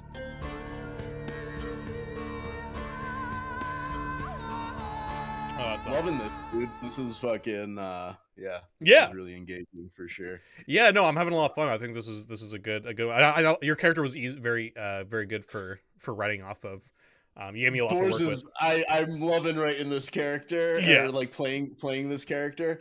I love that sort of veteran returning to the fucking thing. That's like just. Like Dark Knight Returns is like a prime example of like that type of character for me. That old man who's I think like, miserable old man, suck it up and do it. You're fucking old and you move slow. Fucking get out there. It's like Logan or like Joel from Last of Us, and like that's just sort of just that, or like old Kratos, just like, oh my god, Joel is like Joel's one of my all-time. I still haven't played Last of Us 2. I'm just like I don't even care. The story ended with the first one. Exactly. I don't even give a fuck. No, I love that. Classic. Yeah, one of my favorite archetypes for sure. Yeah, just the miserable old guy. I'm already having a blast with it for sure. Yeah, no, this is great. I'm excited to see when we do like sort of group stuff. Like it'd be fun to see Boris interact with other people.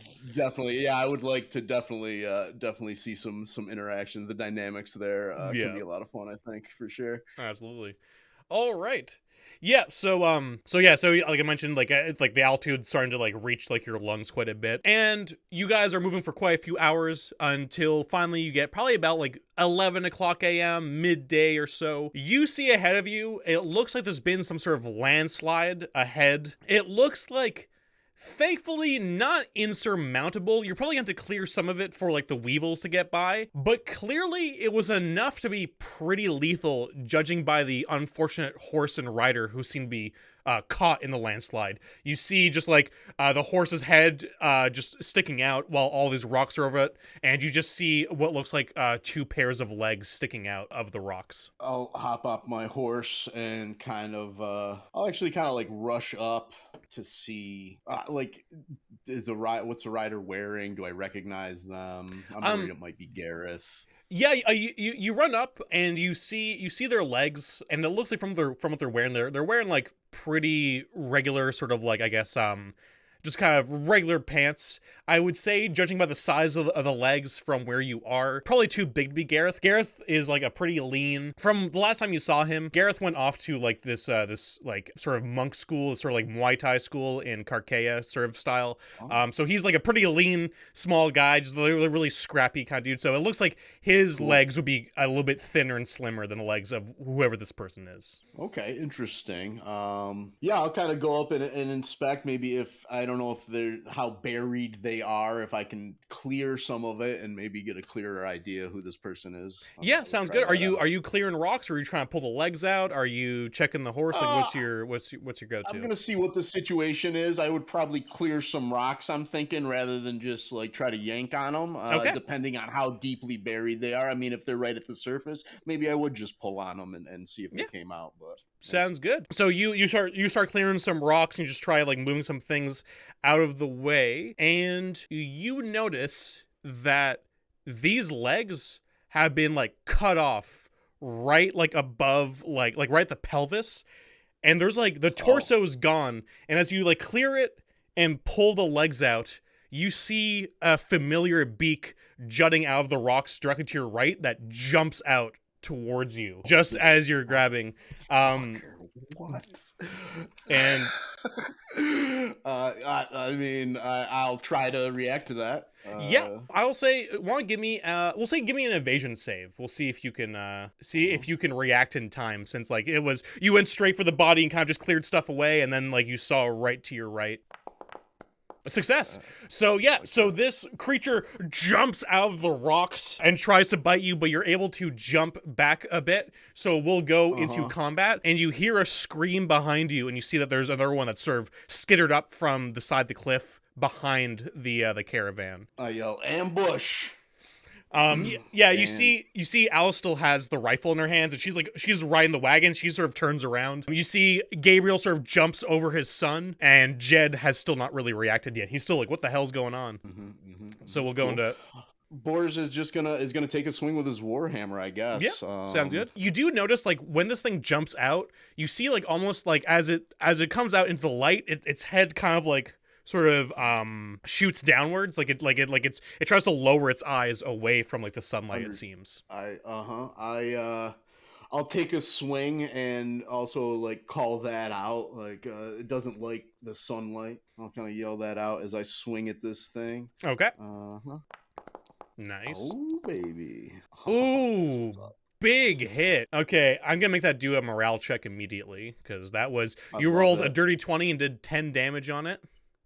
Oh, yeah, I did. It does succeed on its morale check. It's going to keep going for the fight. Alice is going to fire off the rifle at the one behind. Natural 20 from Alice. Let's go, baby. So she immediately jumps around and like she like fires through the wagon, like it just right at the creature. With me, she's coming. Yeah, she's just guys. You guys are just in tandem now. She just earned her fucking keep 100%. Did another fight. That one is not going to do a morale check. It's okay, but like it does take some pretty big damage right to its shoulder. And it lets out more of that like sort of weird croaking screech. But now it's their turns. This one's going to go for you, Dan. Of course. Not going to hit.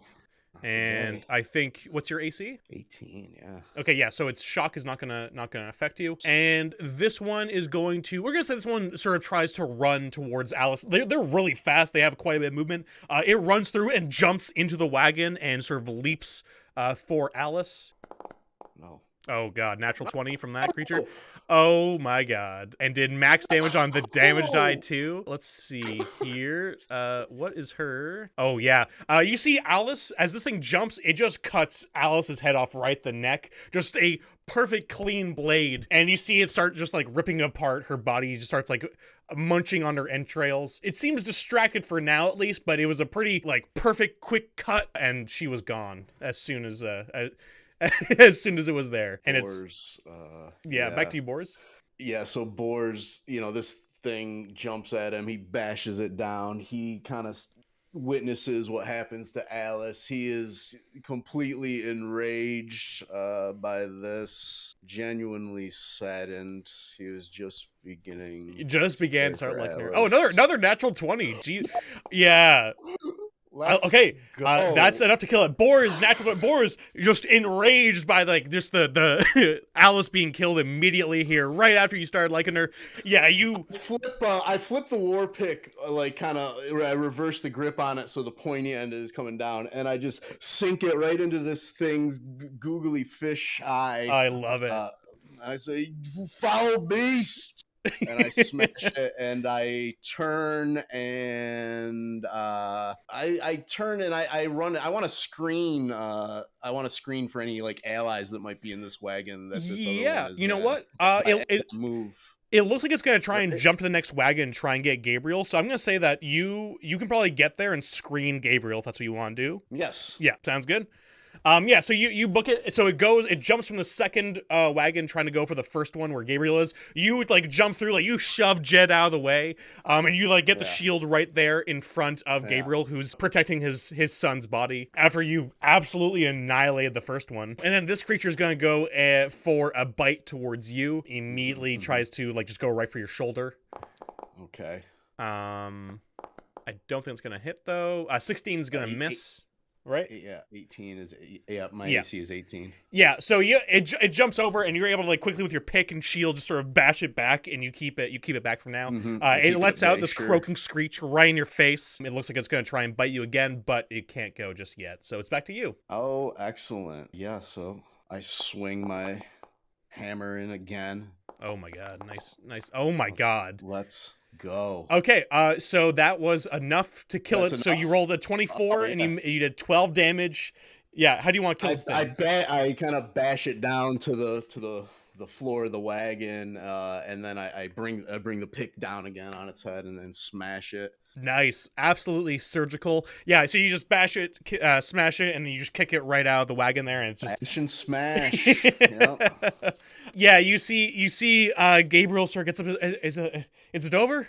Boars exclaims, and kind of hops over and runs over there and inspects the body. Did you say it decapitated her? Yeah, it's weird, like beak, like sharp beak, just sort of like cut right the neck, and just like immediately just sliced her neck off, or like sliced her right the neck, taking her head off. Boars.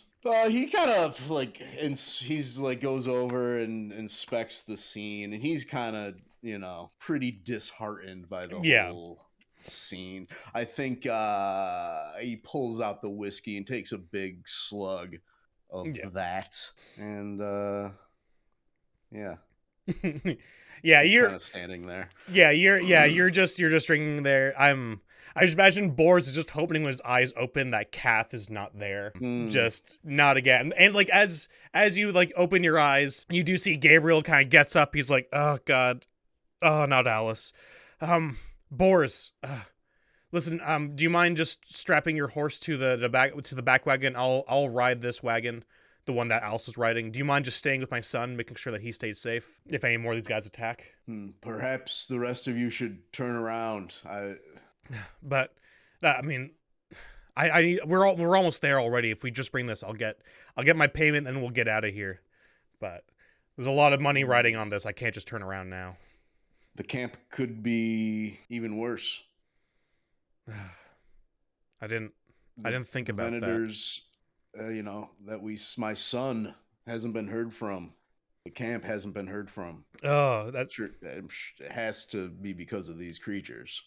Yeah, and he kind of just like bites his nails, and he's just sort of like thinking. He's kind of pacing back and forth. You see him sort of like knocking like on the wagon, just sort of like not even thinking about it. And Kath sort of appears next to you, and he's like, "Oh, and what happens if you come down this path again? They're all dead, and you weren't there to save them. You thought about that, there, bud? I mean, not that it matters. I mean, you know, probably gonna end up dead either way. But Of course, I've thought of that. And Gabriel looks up at you. He's like, "What?" Nothing.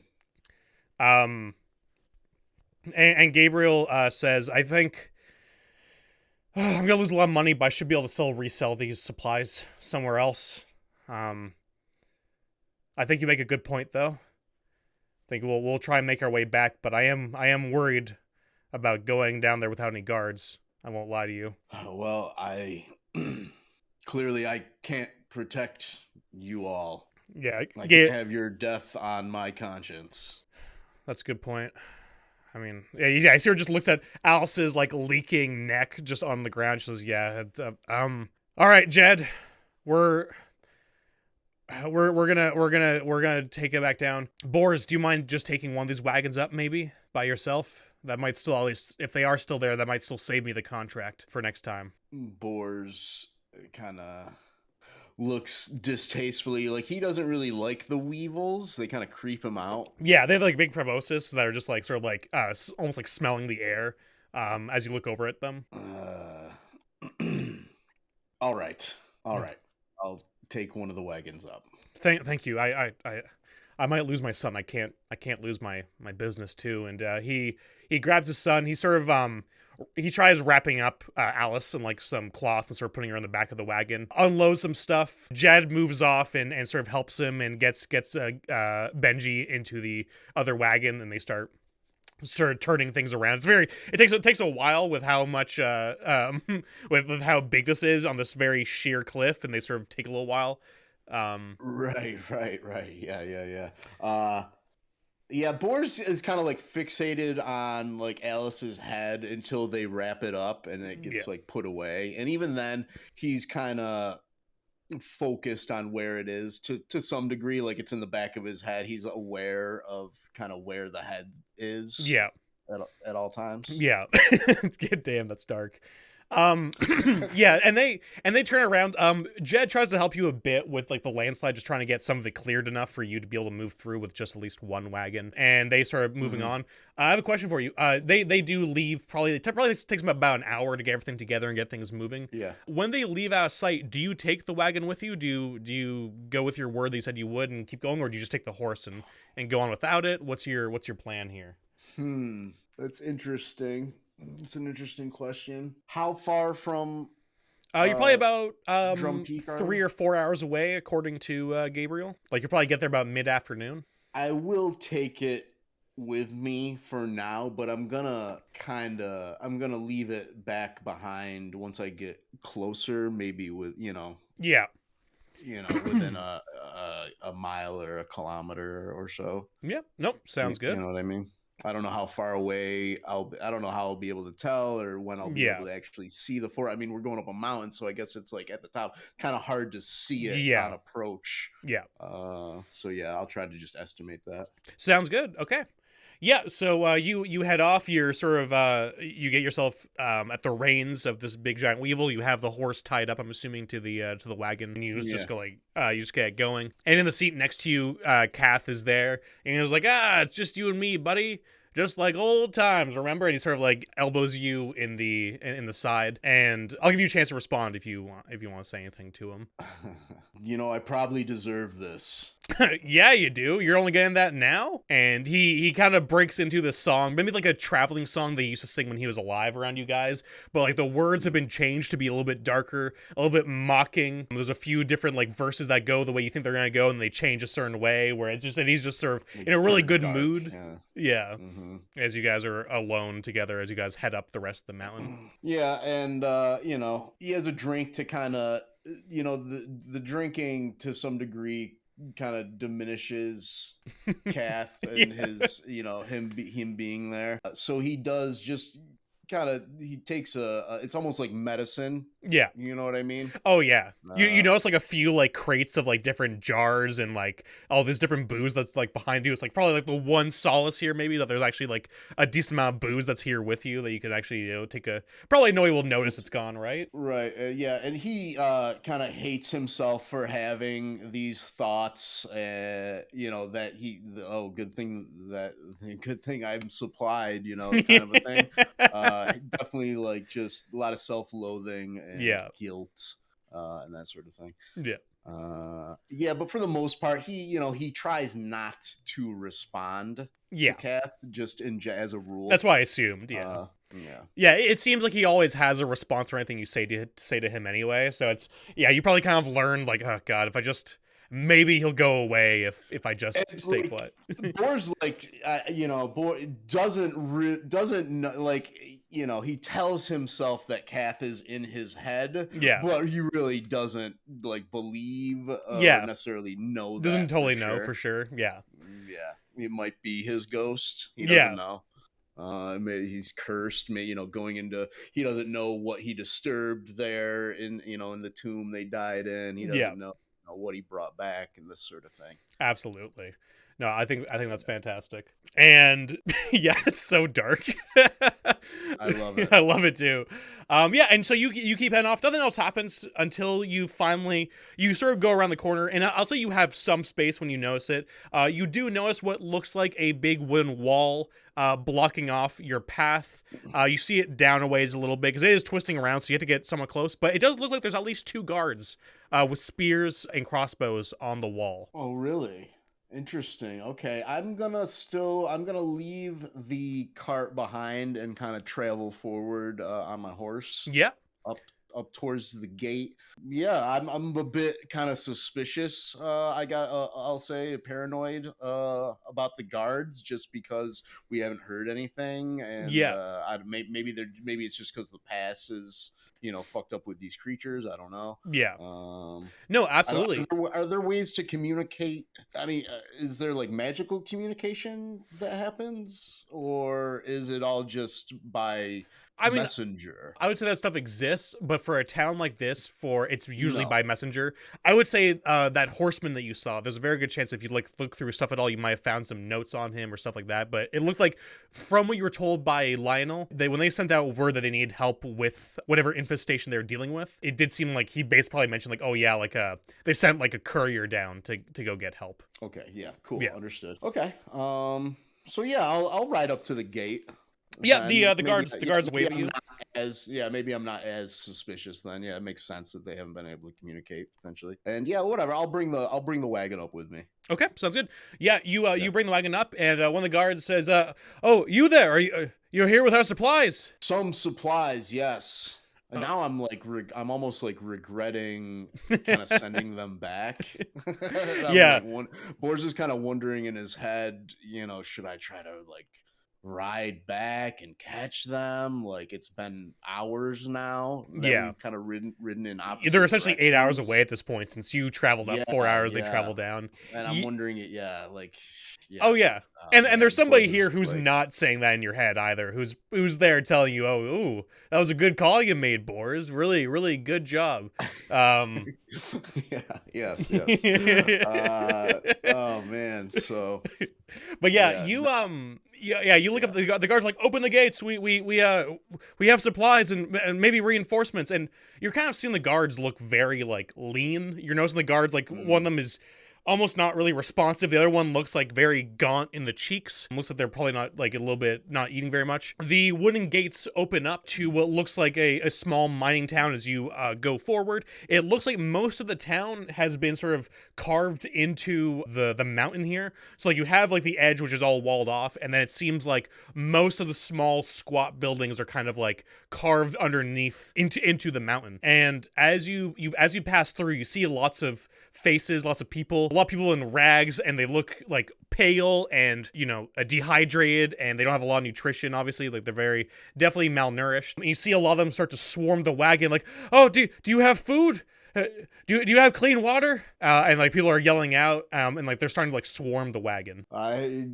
I've brought supplies. Yes, everyone needs to calm down, though. Who's in charge? Yeah, and you're saying that, and you're trying to like say it over the voices of like different people like yelling out, and like some people are like hopping onto the wagon, and then you hear like a big gong ring out over and over again, and you see like right behind them there is like an old lady who looks like as disheveled as the rest of them. She has like this like bronze gong in her hand that she's hitting it, and she's saying, "Everybody, calm down, guards."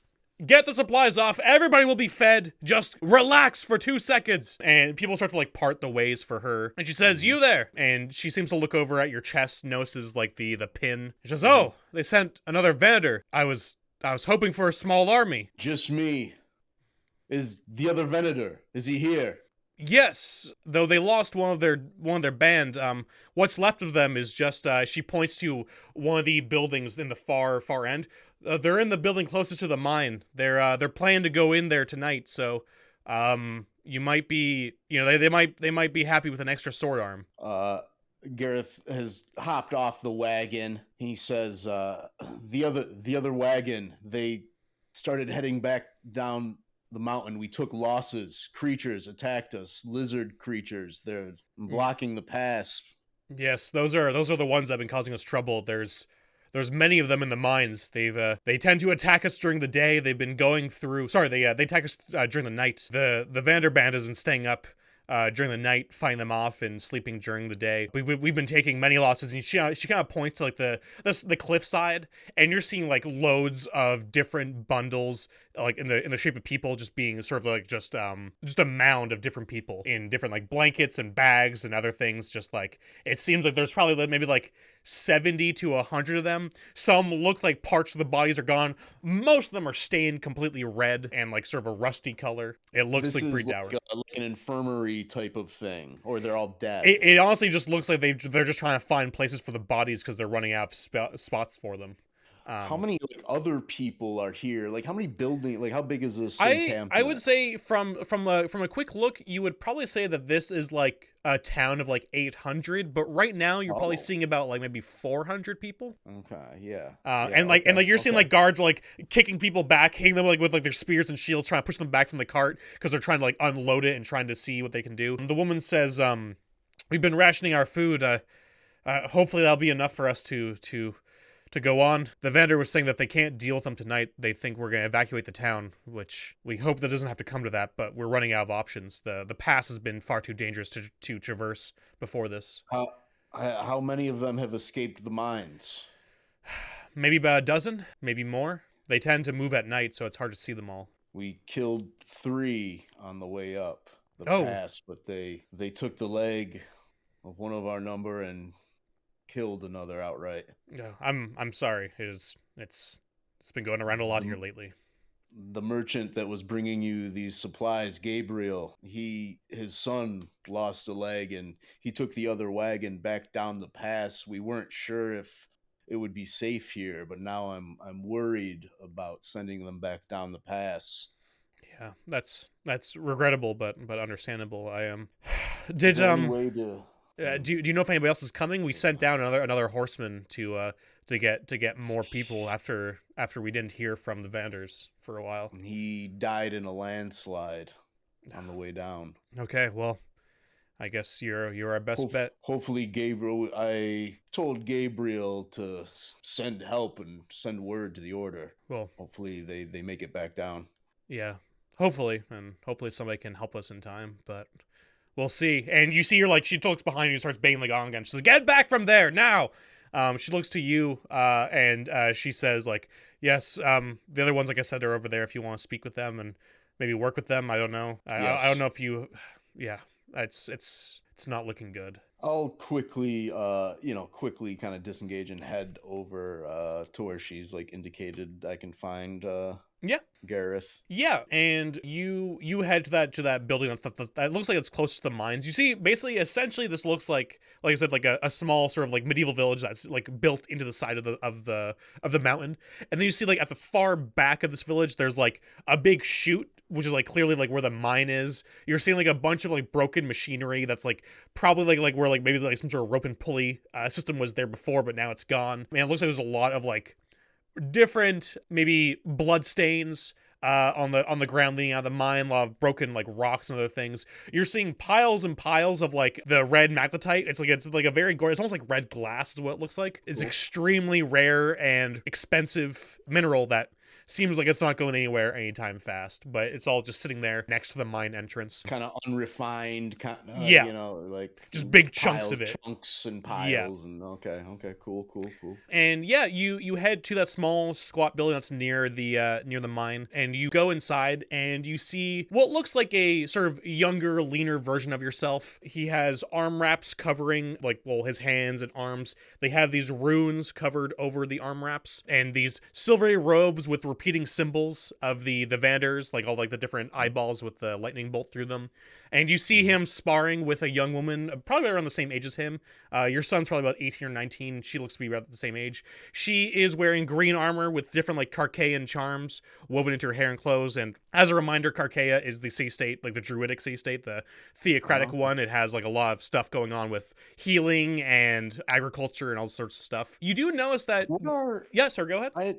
Yeah, a little off topic, but what are a couple of like the main deities that people generally, is there, I imagine there's like a pantheon of some sort, or I would say there's a few different... This is in your documentation. No, absolutely no. It's funny, I have not really fleshed out the religions of the part. I would say overall that for Carchaea, which has sort of pushed its religion onto a lot of other people in Pyrrhion, they have their own kind of like nature spirits of different parts of nature, perhaps some that have to do with either different climates or to do with different aspects of nature, different themes. I have left it pretty open for, as I've told you when we started this, like players can sort of add their own stuff to it. So there's all kinds of pantheons from different parts depending on where you're from and that sort of thing. So interesting. Yeah.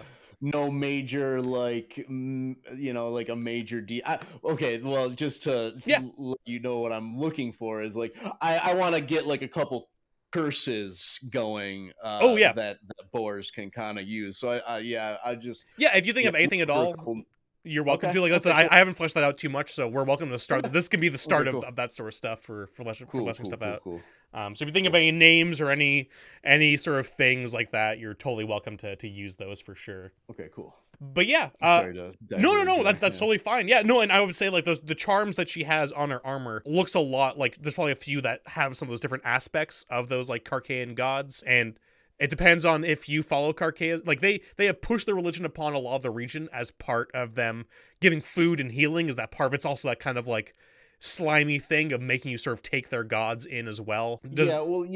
Like I feel like, Boars is somewhat dismissive of the gods, which is kind of a crazy thing if you think about it, because obviously like they do have, like, if people are using their power to like heal and things like that, but even so, like it's not that he doesn't believe in them, but he doesn't know how much they help him in his day-to-day. Absolutely. Yeah, there's I forget what movie it is.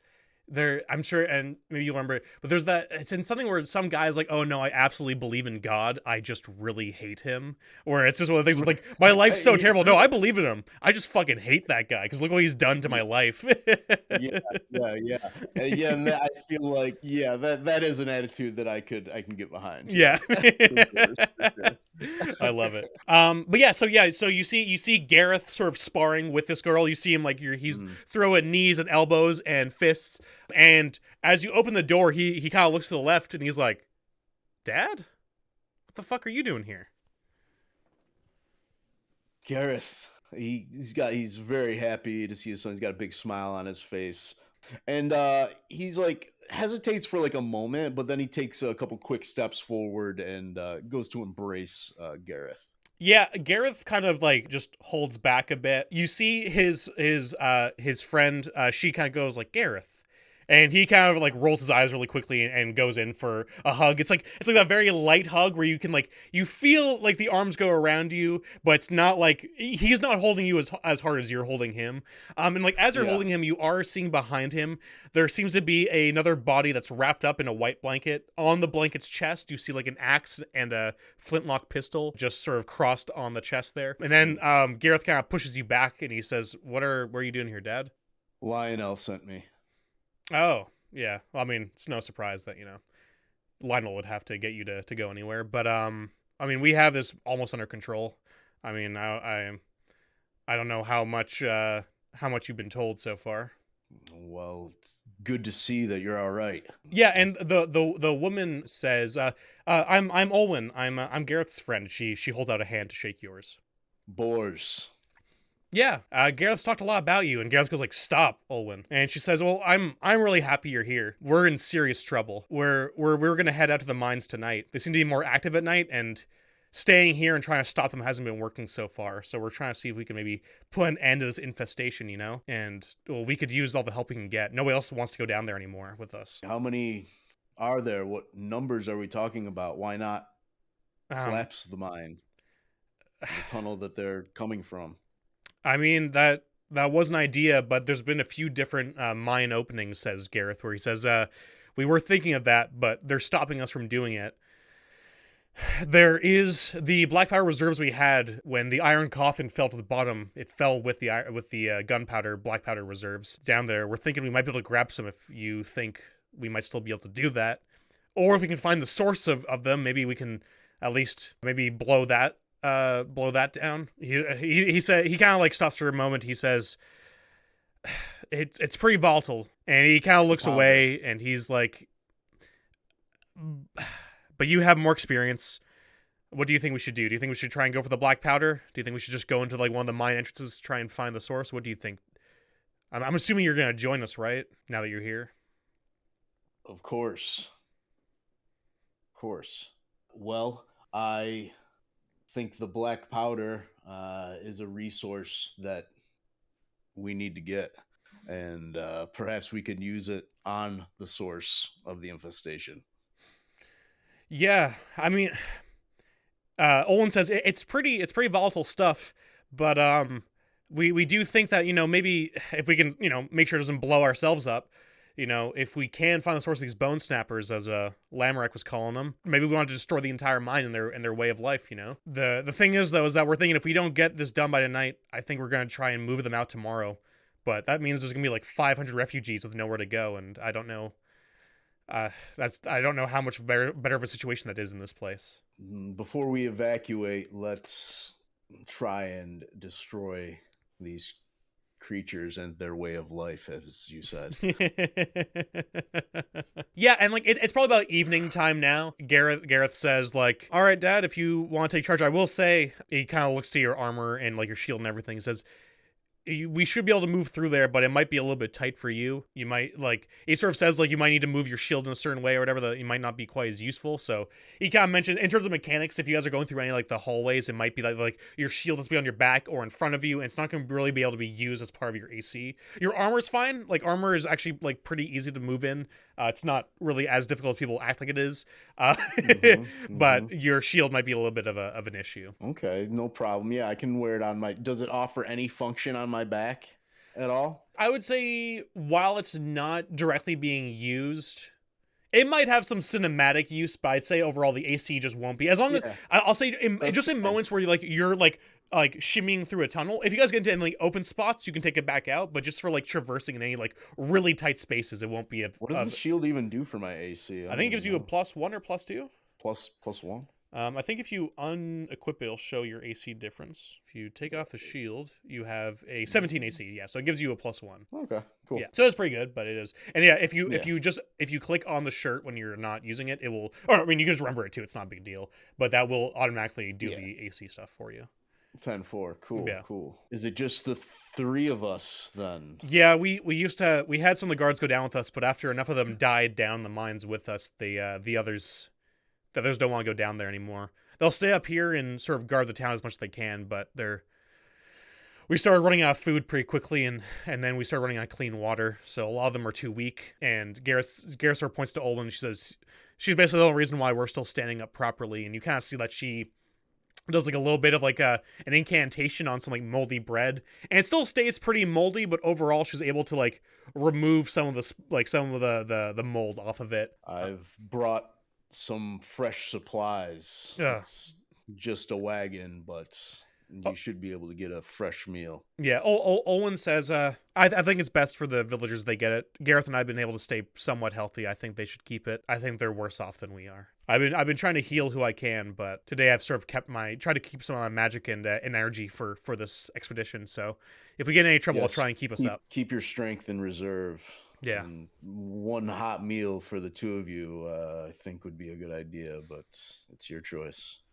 Yeah. Gareth and Olin kind of like just look at each other and nod. And it looks like it's going to be a few hours before you guys head down into the mine. Is there anything you want to do in that time at all? It seems like with your supplies, the town is making like a giant big pot of stew. They have like a big fire going. They have like a big cauldron. They're throwing in like all kinds of potatoes and meat and veggies and water and all sorts of stuff to just try and get some food for everybody for the first time in a while. Yeah, I think at some point, Boars is gonna sneak a sip or two of booze. Yeah. And definitely, I think just during their conversation, he's gonna definitely drop a few offhand comments about the situation being desperate, and you wouldn't be in this situation if you hadn't joined the order. yeah. Gareth is just like it's like kind of awkward like family fight where you see Olwen like is kind of just like trying. She's like in part of the corner of the room, just trying to like pretend like she's not listening, just like can't,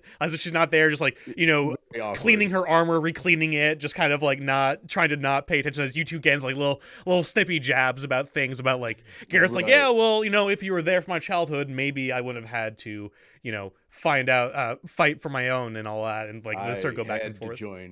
I had to join the order. Oh yeah, well, so did I, Dad. How I was able to support you and your mother. Yeah, and where's she now? I don't know. That's what I thought. Yeah, and like I feel like after like some more back and forth like that, like it's clear that Gareth just stops like wanting to like really interact with you too much. He's like, listen, Dad, I don't want to be the one that fucking kills you today, okay? If anything kills you, it's gonna be one of them. So how about we just stop talking about this? Agreed. Yeah, you just hear that same annoying voice behind you, and you're just like, whoa. And I thought I was mean. Damn. Does anybody like you?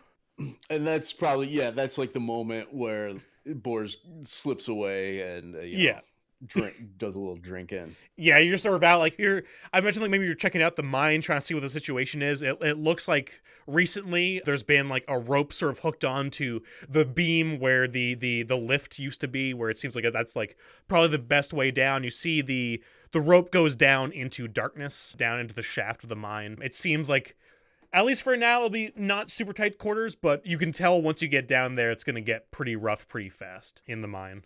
Yeah, after checking that out, I guess if there's like any time to rest, I'll close my eyes for a few moments or whatever. But other than that, just getting ready to head into the mine. Plan being, I think, to make for the explosives and then try to find the source. Sounds good. It's a nest or a tunnel or whatever. All right. Yeah. No. Absolutely. Yeah. So you sort of just get yourself as comfy as you can on some of maybe some rocks or some blankets that you sort of put down somewhere. Like sitting up even, just like leaning against a wall or whatever it is. Sounds like things are pretty dire straits for the people here. It seemed like a lot of people were like clustered outside, not sure why people aren't in their houses. I don't know if like buildings are being destroyed by the creatures and things like that, or is that happening? Yeah, it seems like a lot of buildings have been somewhat destroyed. It looks like maybe some fires broke out. There's not enough buildings for everybody anymore. Maybe if you asked anybody, people were displaced. It seems like like things are going rough in every way possible that could happen here. During one of the attacks, like a lantern hits like the ground and flames go up and that sort of thing. So it looks like it's pretty rough. Exactly. Okay, cool. Cool. Yeah, so just leaning against a wall, that sort of thing. Yeah, just closing my eyes, really. Sounds good. All right, yeah. So after you're kind of woken up out of like your half sleep by footsteps moving up towards you. Gareth says, "All right, Dad, looks like it's time to go. The sun's starting to go down. They're gonna start coming out soon. So let's try and get them before they get us." Yeah, and Boars springs right to his feet. He's ready to go. All his old instincts are kind of kicking in. He spent a lot of time living on the road, needing to be able to move quickly, having unexpected situations happen in the middle of the night and that sort of thing. Absolutely. So, Yeah. he's into it immediately. Yeah, I feel like with you, like, sort of like, it's probably very like soldiery to like learn how to sleep while standing. Just that sort of like, just learn. Absolutely. You get your rest anywhere you can get it, no matter what, so that you can just. I had a buddy in college he was in the Air Force, and yeah, he had stories about people. You'd go and like stand at the back of the class, and if you were like gonna fall asleep, you'd go and you'd like stand back there, and you'd still fall asleep. Yeah. And it's like, that's real shit. Yeah, Yeah, that's that's crazy. But yeah, so you guys head over to the mine entrance, and Garrett says, like from earlier, he says, "Listen, Olwen says I should default to you, Dad. What do you think we should do? Do you want to go in first? Do you want me to go in first? I think we should keep Olwen in the middle. She's still a pretty good fighter, but she's not you or me." I'll lead the way. Okay. Yeah, so you get onto the rope first, and you start making your way down. They say that like apparently like it's just in the lift all the way at the bottom is where the powder kegs are, and you make your way down. Olwen gets on the rope behind you, and it starts swinging around. Now that you, Gareth, and Olwen are on the rope, it still is holding tight. It's a really good rope, but it is swinging around just a little bit, like you're sort of kicking off the wall somewhat here and there. As you're going down, you see one shaft where you hear that like chittering and croaking, and maybe like some like sliding sounds coming from one of the shafts, like that's like perpendicular to the shaft going down. And so you pass that one. Nothing comes out of it or anything like that, but you pass that one, and then the next one underneath, you see like probably like another like 50 feet below that one, another shaft with like a weird green glowing light is emanating. This one has like a bit of a draft. There's not really any like noises coming from it, but you have that. So you have one with chittering noises of monsters, and then you have one with like this sort of faint green light and draft. Bors asks about it he says to Olwen, "What's that?" She looks down and she says, well, we haven't been this far down because we haven't gone for the powder kegs yet. I don't know what that is." Where have you been fighting the creatures? Just at the mouth of the mine? At the mouth, and she sort of points up, and like, because there's like loads of different shafts that are leading out of this place. Those are like the only two that really like jumped out at you with anything of actual like note. She points up to like the top one. She says, we've held off in some of the shafts there and just tried to stab them as they come through, but they come out of all the different holes. That's why it's been hard to know if we should just, like you said, blast the whole thing down or not, because we blast one hole down, they come out the other ones, and it's just been a real pain. Understood. I'll keep moving down. Sounds good. Yeah, and you make it down. Finally, also, as you guys get into pitch blackness, Olwen sort of casts a small spell where these little balls of light are kind of just swirling around you guys. They swirl around you. You see Gareth, the runes on his arm wraps start to light like sort of reddish for his own little bit of light, and you guys make your way down. You are able to see somewhat. It's still pretty dark, but you're able to see around you, and your feet finally touch the cold metal of the lift. You do see that there's like that sort of like top hatch, you know, like the ones that you'd have like in an elevator for like an emergency escape. And it seems like everything else is just like a bunch of collapsed rock. You do see a few of the creatures' dead carcasses just crushed underneath the iron coffin. What do you want to do? Do I need to go through the elevator to kind of get into the? It seems like if you totally crushed, is the elevator like totally destroyed? The bottom's pretty crushed. Like if you open, it looks like when it hit with impact, like the bottom part got pretty messed up. If you like open up the hatch, you can see inside that like there's like a lot of black powder mounds like on the ground. Like a lot of the barrels like sort of cracked open. They didn't go off or anything, but there's like a lot of powder on the ground. But you do see what looks like two barrels. Probably like not like gigantic like barrels, but like probably like the size of like, you know, maybe like 2 footballs. Like you ever see those like mini kegs? Yes, like a mini keg. Yeah, like a little cask or whatever. But yeah. Okay. Yeah, so you see like 2 casks that look still intact in here. Okay, Bors says it looks like there's a couple barrels still. I'll hop down and I'll pass them up to you. Yep. So you say that. Garrett's like, all right, Dad, just passing you. And Olwen goes like, no.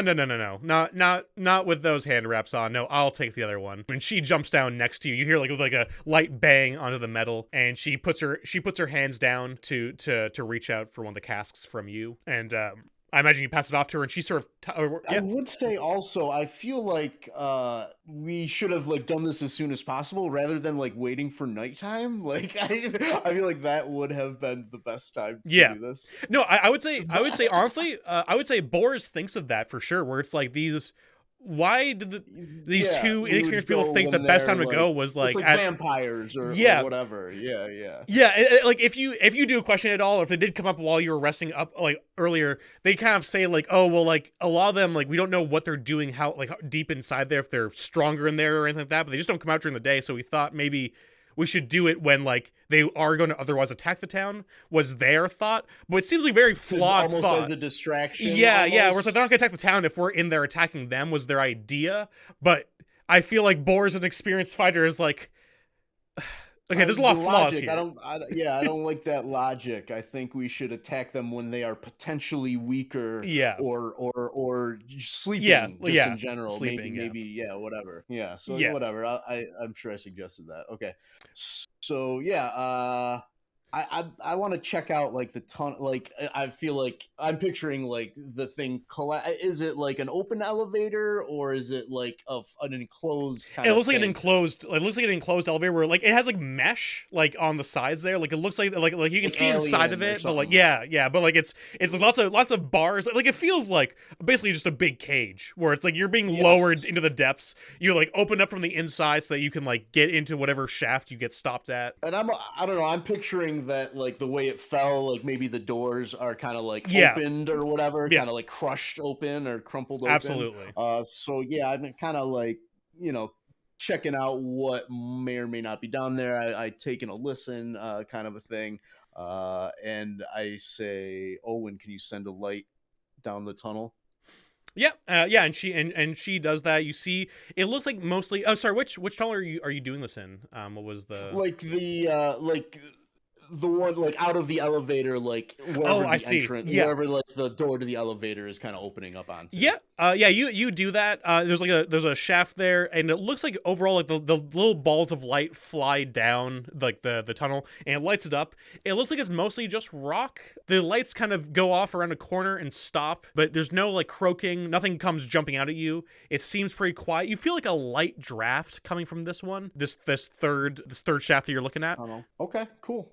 I say let's move these barrels. I don't know. I have a good feeling that the green tunnel might be our best bet to check out first. Sounds good. Yeah. So you pass them up, and also by the way, just to go back just a little bit, if Boris did think that like going super like once nighttime happens was a bad day, if you want to say that you guys left like an hour early, like when the sun was like going down, when you got your stuff together after you rested, Sure. we can say that for sure. We want to retcon that you're like okay, you two kids don't seem to understand how stuff works still yet. Yeah, So like no, let's leave now. let's leave now. Like, Yeah, yeah, we're ready. Let's go. There's sounds no good. sense in waiting. I like that. I like that. Cool. All right, perfect. Yeah, so you pass up one cask. She takes some rope and like ties it around her and just gets it like on her back. And you take up the other cask. She helps you. She pulls you up out with the cask. You guys get back onto the rope, and you want to crawl through the greenish light one. I think so. Yeah. Okay, Yeah. sounds good. So Did any of the what was the name of the older woman that was leading the camp? I don't know if I caught that.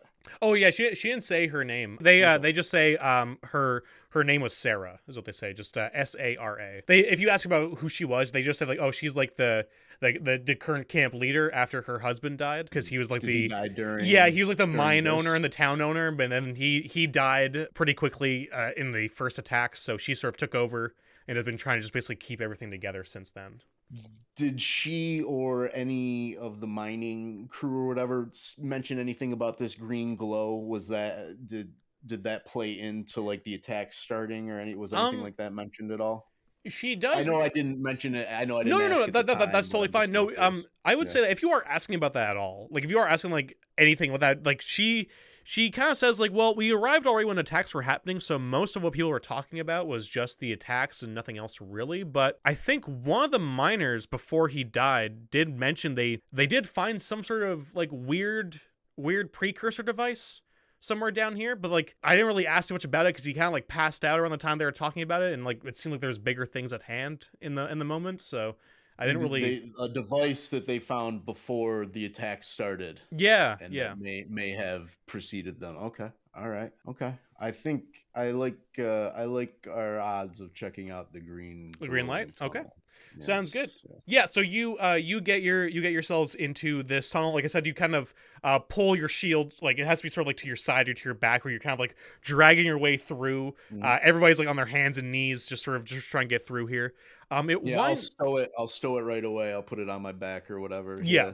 sounds good. Yeah, so you stow that, and you start moving your way through. It kind of winds around for quite a bit. Like I said, the light was pretty faint when you saw it, but as you get further in, there's a bit more of a draft. The green light seems to be a little bit brighter as you're going on. You do this. As you get further in, you get to I'm not quite a crossroads, but you see almost like a fork in the road. Mm-hmm. You see to your left tunnel, you hear like slimy kind of sounds, and you hear more chittering from creatures. In front of you, you get this awful wafting kind of smell hitting you. Like it smells like I would say you actually like if you look at that tunnel, you actually see what looks like maybe some bloodstains, maybe some bones and viscera. In this tunnel, this tunnel that like the gross tunnel seems to like go forward and then go straight up. And then the They right both tunnel. sound gross, to be fair. The gross tunnel. Oh, you're saying the gross tunnel is the one where the slime noises are coming from? No, there's one with slime noises, and then there's also the gross tunnel, and Gross then there's tunnel. Okay, that's what yeah, I thought. and then the third tunnel is where like the green light is coming from. It seems like so. Oh, There's three okay. different paths. It seems like one with active creatures, one looks like some sort of gross whatever the hell that might be. Den, Yeah. killing ground, something. And then a green glow. I'm gonna keep heading towards the green glow. Okay, sounds good. Yeah. So Watch our you. backs, Gareth. Yeah. Garrett says, "I know, Dad." And Olwen's like, "Ugh." I just you notice Olwen every once in a while like is taking out like a little piece of chalk and like hitting like the rocks because you guys have been like going around like twisting different corners and different things where it's like you're seeing all kinds of different paths throughout, but your eyes are trying to like I would say like are sticking for paths that seem actually to Yeah, matter. Yeah. sure. But Good idea, Olwen. Yeah, you keep following this green light until finally you get to what looks like an opening. And this is a very strange sight in front of you.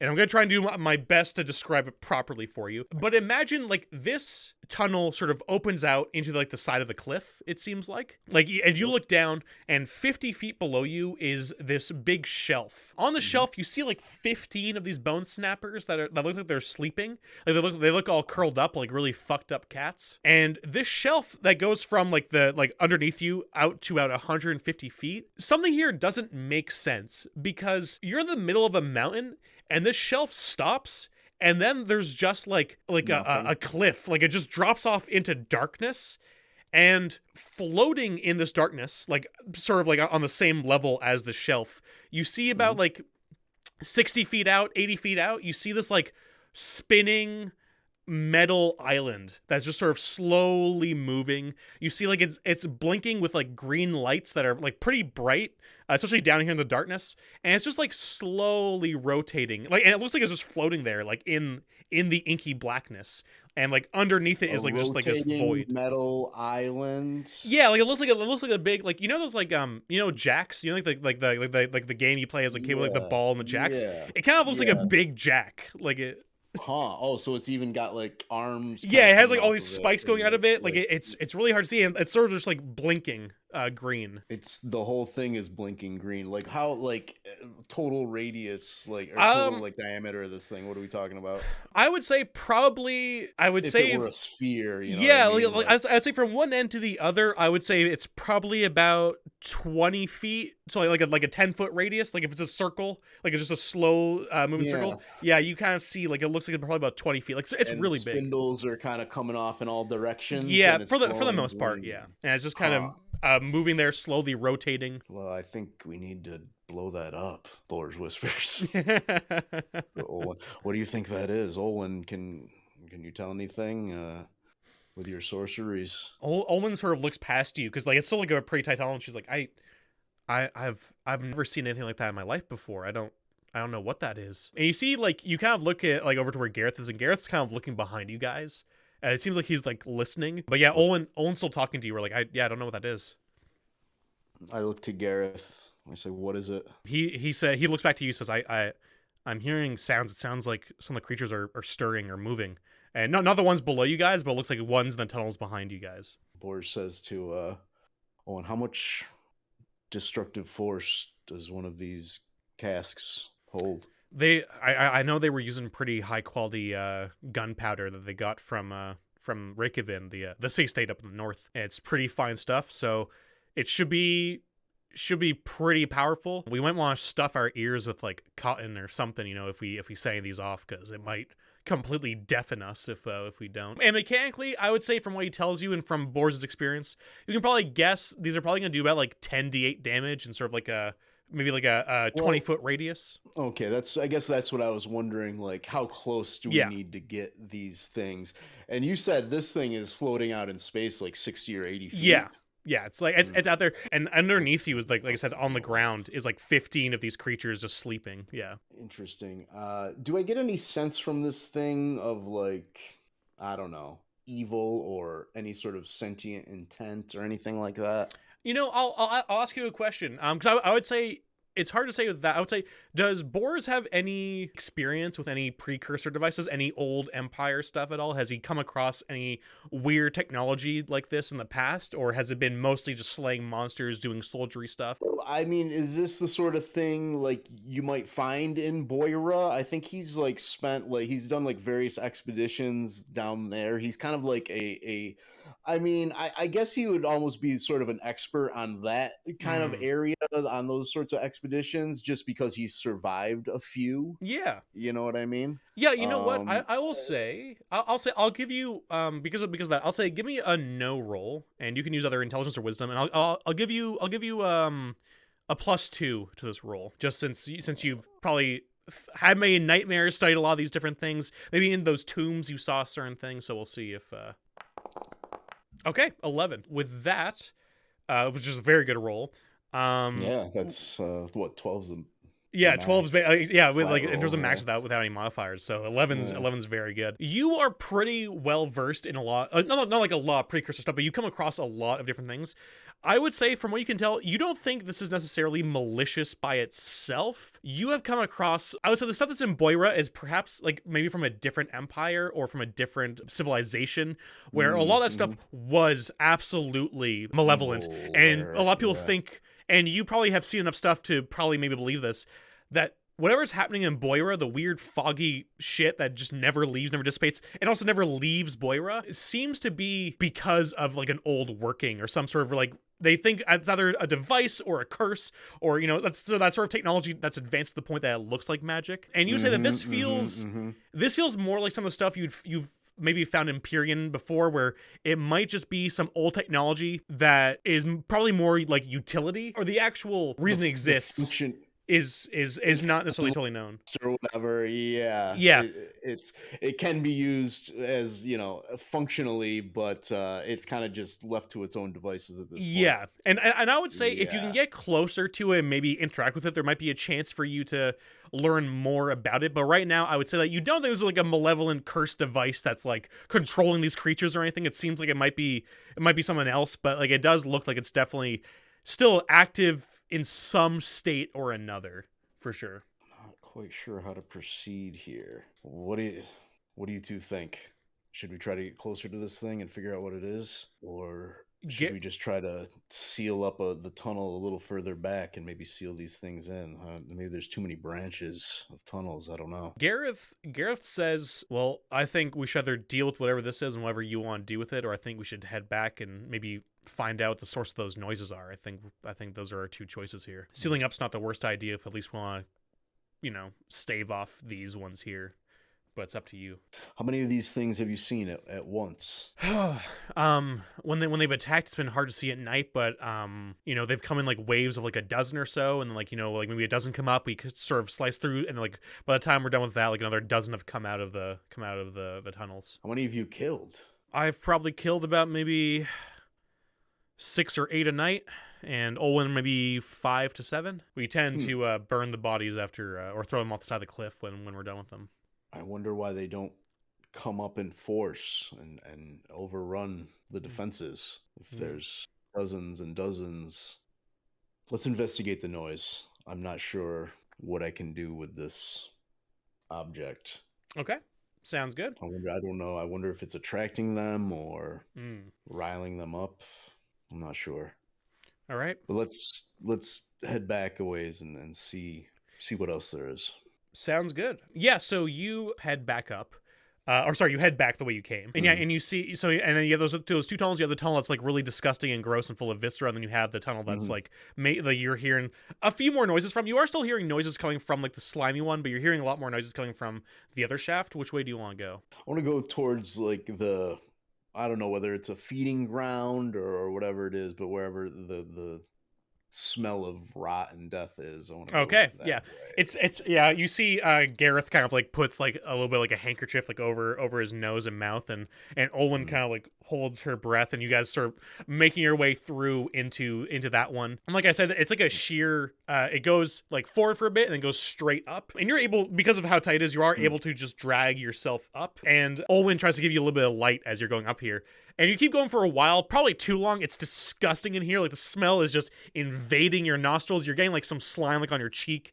And I don't know if it's almost like a chimney that we're like working our way up. Yeah, it's like a little meaty chimney. It's really disgusting. And it's all covered in fucking gore and shit. Yeah, exactly.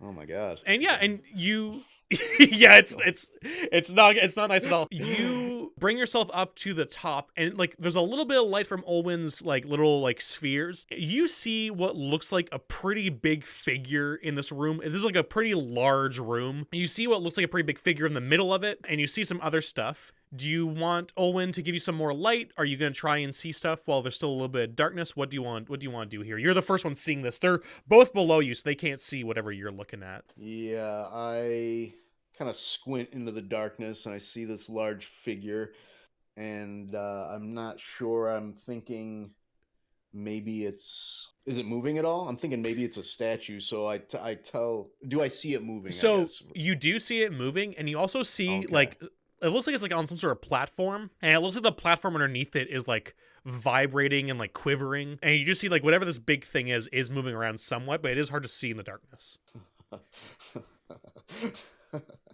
All right, so I say, Olwen, get the cask up here. There's something in here. Okay. I don't like it. Yeah, so like you're in a pretty tight space, so if you're gonna try and like, sorry, what'd you say? I say I tell her to light up the area. Okay. Sounds... Oh, okay, yeah. So you light up the area, and, like, it seems like this room is covered in, like, surface-level red magnetite, and, like, the lights bounce off all this red glass, just bathing you in all this red across here. I love it. And you see what looks like a large... yellow striped version of the creatures you've seen before. This creature is probably about 3 times the size of the other ones. It's on like these big egg sacs that seem to be filled with like these, like they're all like fleshy and veiny, and they seem to have little like figures inside them.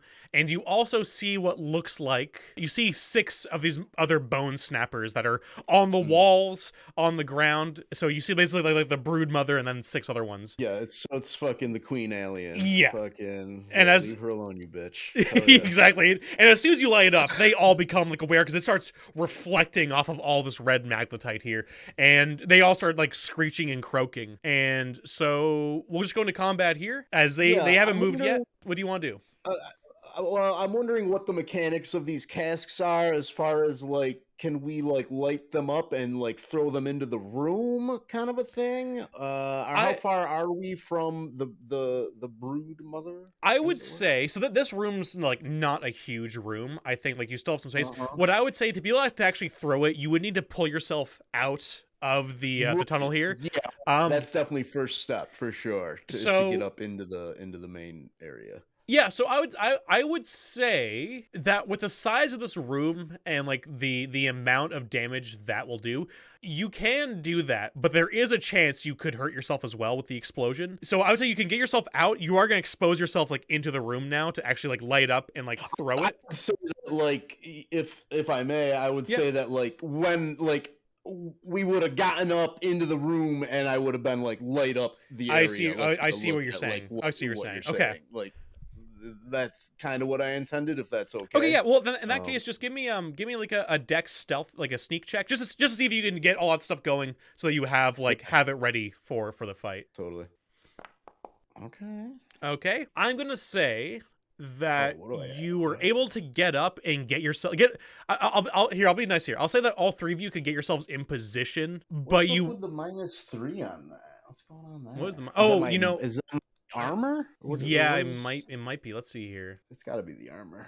Yeah, it looks like it's the armor. Okay, right on, cool. Yeah, so what 3. Yikes. Yeah, so what I would say is you're able to get your group up out of the hole and ready to fight, but you weren't able to get the things lit and ready just yet. But you should be able to do that on your turn in terms of combat. You should be able to get the casks off your back and maybe try and throw them if that's what you want to do. What I would say for this, it's a pretty dangerous thing. This room's not that big, so if you do throw it, you're gonna want to get to like the far end of the room. Otherwise, you might have to give me a save as well or take some damage here. Yeah, no, totally. I mean, yeah, I definitely want to throw this. Oh yeah, that's totally fair. What are we talking about here? It'll be one session for Borge. Don't worry. Hell yeah, hell yeah, yeah. And as soon as you light it up and you get ready, like this big brood mother just lets out a big croak. I see this whole scene here as she lights it up, and it's all bathed in red. I love that. It's all in this kind of scintillating, reflective red light that's all over the place. And I think of Benji and Elaine and fucking Kath and and Gareth and the rest of the group that died, Augusta and Lot, and I'm kind of in both places at once for a moment, you know what I mean? Yeah. I want to run up and kind of heave this thing. Okay, I love it. Yes, so I would say this will be like an attack roll. I would say it will probably be like a dex shoot roll is what I'll say. Yeah, and so I'm assuming so you're just are you gonna try and just launch it as far as you can so it doesn't Yeah, I was hoping for this to be some sort of strength, just a heave kind of a thing. I'm not sure how accurate I'm being with it. I'm just fucking throwing a barrel, you know what I mean? Yeah, but, no, I think you know what? I think that's totally fair. Because I suck at shooting? Yeah. To me, that's the only reason I'm saying that. All right, I'll see here. Yeah, you know what? Yeah, I'll be nice. I will say if you are using strength, that doesn't mean that you are getting closer than you otherwise probably would if you were using dex. So I would say that if you do that, you can keep Gareth and Olwen back, but you're running up a little bit. You might take some damage here if that ends up happening. So we'll see how this goes. So give me a strength shoot check. I'll be nice here. Let's see how this goes. Okay. Because you're getting closer and you're just fucking heaving this thing. You're lighting it and throwing it. So I said just roll me a d20, and I think that's what, +1, because your strength is 2 and your shoot is -1. Cool. I just changed the attribute on that shoot roll. Does that work as well? Yeah, that's totally fine. I changed it to strength. Will that mechanically do it? Oh no. Oh, brutal.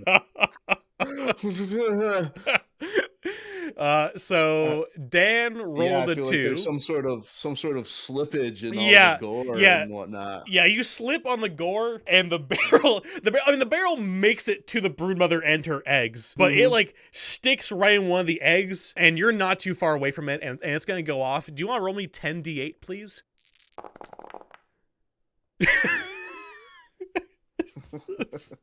Oh, I have that ability though. Nice. You do have that ability.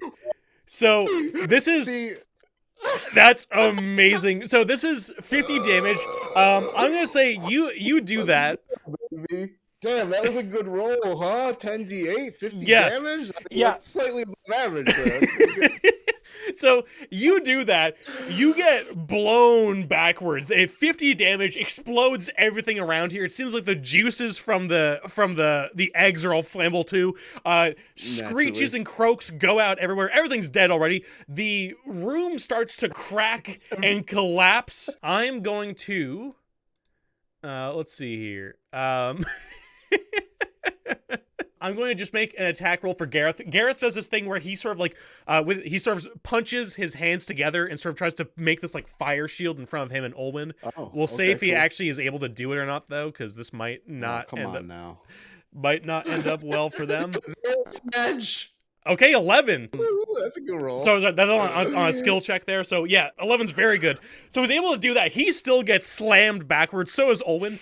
I imagine you go flying right back into the gore pit. You hit the back wall of the gore pit and just slide down the chimney. Yeah. just like getting all Yeah. caught up and tumbling, and yeah. And I'd say you lose consciousness, but you have lucky, right? So you're gonna use that to not die. I'm gonna use that to not die. Yeah. I can't Oh, believe man. I can't believe you have that. It's amazing. This is why. Well, I mean, this is why I chose that, because Yeah. actually, like, crazy person. You do see with it, it looks like Gareth got extremely hurt by that. They jump down after you. Yeah, of They course. drag you out. Owen hits you with some healing to sort of bring you back. I'll say that like you probably went down to 0, and she gives you back 10 hit points, so you should be back up to 10 hit points. And she hits you with a healing, and it's like, get up, you fucking idiot. And you see Gareth is next to you. His arm looks completely broken. It looks like he's going to be useless in any further fights. From the green area, you are hearing screeches, but this entire part of the tunnels are like coming down around you. What do you want to do, Dan? Yeah, I say, I like cough, and I've battered and bloodied and all like cut up. There's a couple like, maybe there's like a deep gouge in my head, and there's just like blood streaming down my face. Garrett's hurt, and Olwen. I say we need to get out of here now. Okay. Place that other cask in the tunnel leading towards that glowing green room and set it off, Olwen, and we need to get back to the rope immediately. Gareth, I don't know, are you going to be able to climb? Yeah. I'll be fine with one arm. Just let's go. And like Olwen gets behind you guys. She slides the barrel down, and you see like she kind of just like, I would say she sort of hits part of it, so there's like a trail of black powder leading to the barrel, and she just like snaps her fingers to light it, and like you guys start booking it. Can you give me a strength exert check? Because you guys are like like just running through this tunnel, just trying to escape as like it's coming down around you guys. Okay, let's go. Okay, 7. So 7, you do make it far enough away from some of the rocks that are coming down. However, from above you, one of these bone snappers jumps down and tries to bite you.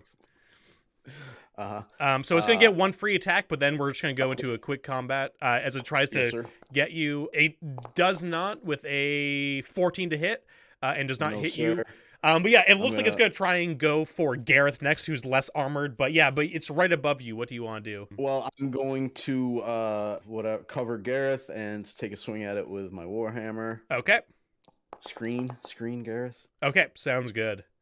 All right. 18. Let's 18, go. 18 to hit and 11 damage. Yeah, you just immediately right up, just start like bashing it up against like the rock ceiling, just like caving its skull in. Just are able to keep moving. Olwen is now behind you guys, following. You hear the second explosion go off as the other tunnel starts to come down, and there's like rock blocking off different passages. You guys are making it. You can see like the rope in the shaft leading out of here right in front of you. Do you want to give me another strength exert check as you try basically jump to the rope to try and get out of here? Oh boy. Fuck yeah. Whew. 6. Okay, you are able to make it, but Gareth makes a jump, and like with his broken arm, he only catches it with one hand, and then he starts to like slide and slip. So he tries to grab out for you. You're able to save yourself, but you almost miss him. So he's gonna try and make an evasion save to see if he can just make the catch. Come on. He does it. You see Gareth fall. He's able to catch the rope, but he falls down further. About like he's closer to the bottom now. Olwen jumps over and is able to get underneath you. And Gareth says, "Just keep going. I'll catch up." No. I'm gonna slide down and help him. Okay. Do you push Olwen to keep going up, or do you tell her to help you out with getting Gareth? What do you do? What do you tell Olwen to do? I say keep moving. Yeah, and she sort of climbs past you, you climb past her, and she starts moving up. You see out of the tunnels 3 more bone snappers sort of jump out of different tunnels. You see the other, like, they start to like climb up. They look like they're going for Gareth. So we'll go into combat here again. I would say if you want to reach Gareth in time to screen him, you'll have to give me another strength exert check. Okay, let's go. Oh god, yeah. You're able to slide down to him, but you're not able to get into a good position to actually like protect him. And you see the bone snappers go for him now. So we'll just do the quick 3 attacks here. That's gonna be a miss. 3 attacks. Okay, so he is going to take 12 damage total. He's looking really bad. He's got 3 of these things hanging onto him. He's like screaming out. It looks like he's not have much health left. He's still alive, but he won't be for much longer. Okay. I mean, is there anything I can do to just like? You can scream now on this turn, and like now that you're on him, if you want, you can scream him. I can do to like extricate him from this situation and just move. I'm not gonna. Oh yeah. All these things. If you're looking, I mean, I would say if you want, you can try and grab him, and this is gonna be another, like I said, another strength exert. If you want to grab him and just like lift him with like your your dad's strength, and just try and like throw him up above you, so that they focus on you, you can try and go for that. It's gonna be tough, but you might be able to do it. Well, okay, with the dad strength thing in mind, is there any sort of like bonus I can get for like sheer adrenaline to like save my son from like certain absolutely death? Absolutely. You know what we'll do here is I'll say roll for this exert, roll 3d6 instead of 2d6 and drop the lowest. Okay, cool. I'll just so you just roll 3d6 and what plus I have a bonus for exert, so I'll just roll the 3d6 here. Let's see what we get. Okay, nice. That's a 9 plus 3. Is there? I don't think I get anything for for strength exert you have exert? You have plus 2 for strength, so it's 11 at least. And 0 for exert. So you nice. you like kick one back, you grab your son by the scruff of the neck, and you just launch him upwards just above you. Like he narrowly misses a rock flying by his head, and he starts like climbing up with like one arm, just like it's real dire straits here. Yeah. And so so he's moving, and these 3 are focused on you. So they're just gonna make 3 attacks on you, my good man. Let's go. Okay, another fail. Another natural 1. Oh, yeah. That one fucking falls. Get out of here. Yeah. So I think that those are all misses, even with your 17 AC. So one rock on that one that got a 1, like a big rock that misses your son, smashes that one right down. You hear like a bong as it hits the iron coffin at the bottom, and then the other 2 missed. What are you doing? Are you just trying to get out of here, or are you going to try and fight these back?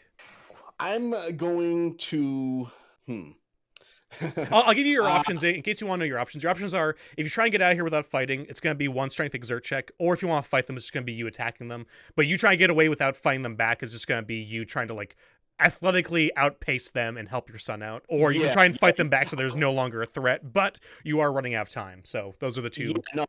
And like kind of there's rocks coming down, so time is of the essence. No, I'm gonna try to like focus on actually like pushing Gareth like, forward and like keeping him moving even. Okay. So sounds good. So you're gonna try and keep him moving, and you're gonna move with him. Yeah. Okay. So yes. Correct. Yeah. Just this should be like probably we'll just do like just another. I know it's over and over again, but we'll just do one more strength exert check and see how this goes. That's so funny. I've been doing con exerts like this whole time. Oh, really? Funny. Yes. Oh no. Yeah. Yes. So those. I haven't been adding the +2. Oh no. Yes, I just realized that, so I'll switch that over.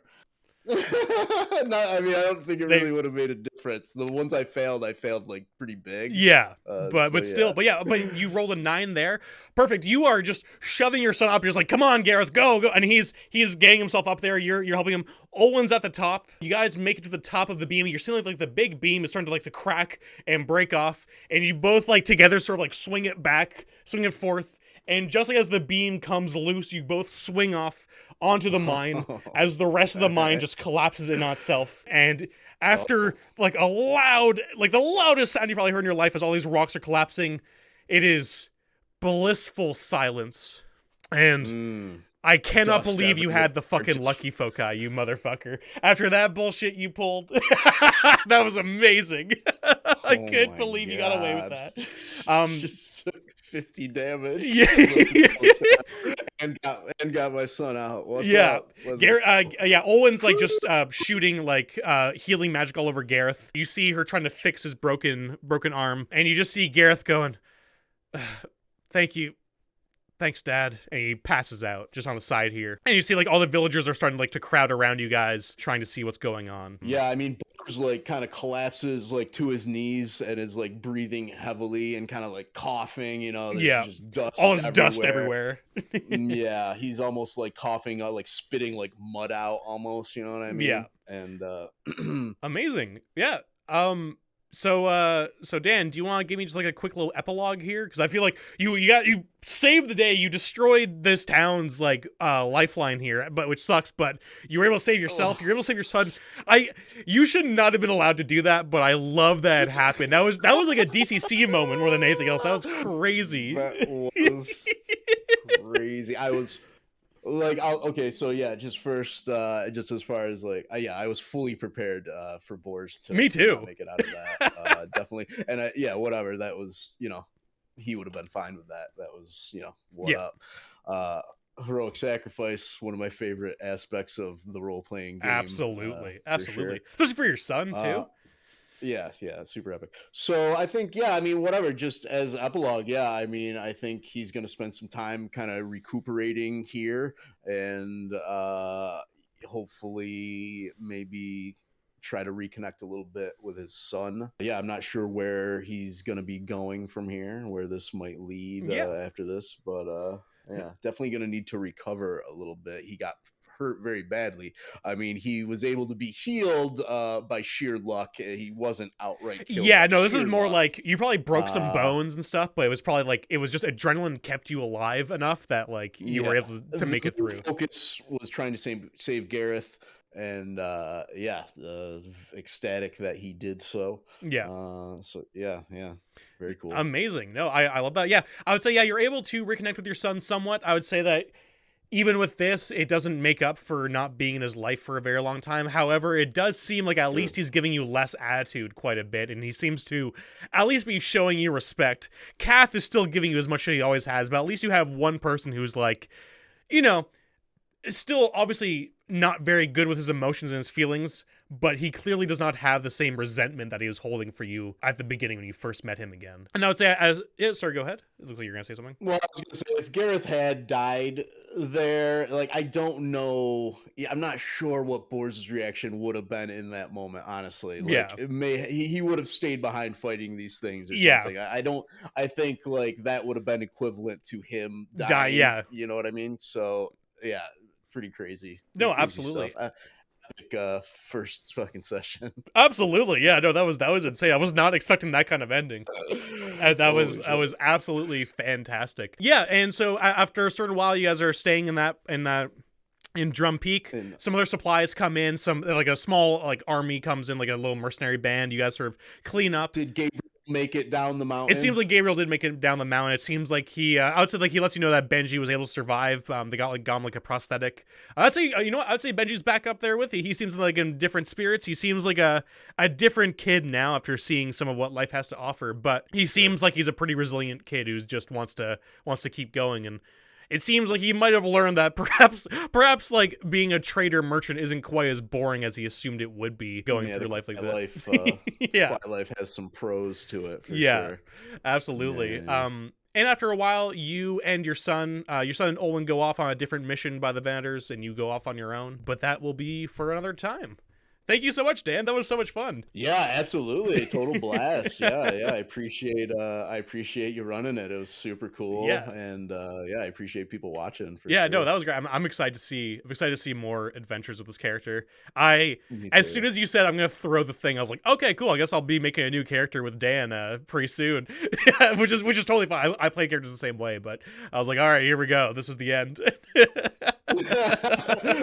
I mean, just that the roles kind of came through in the end. And I appreciate. I feel like very good call on allowing the advantage out of that like final role to save Gareth. Absolutely. That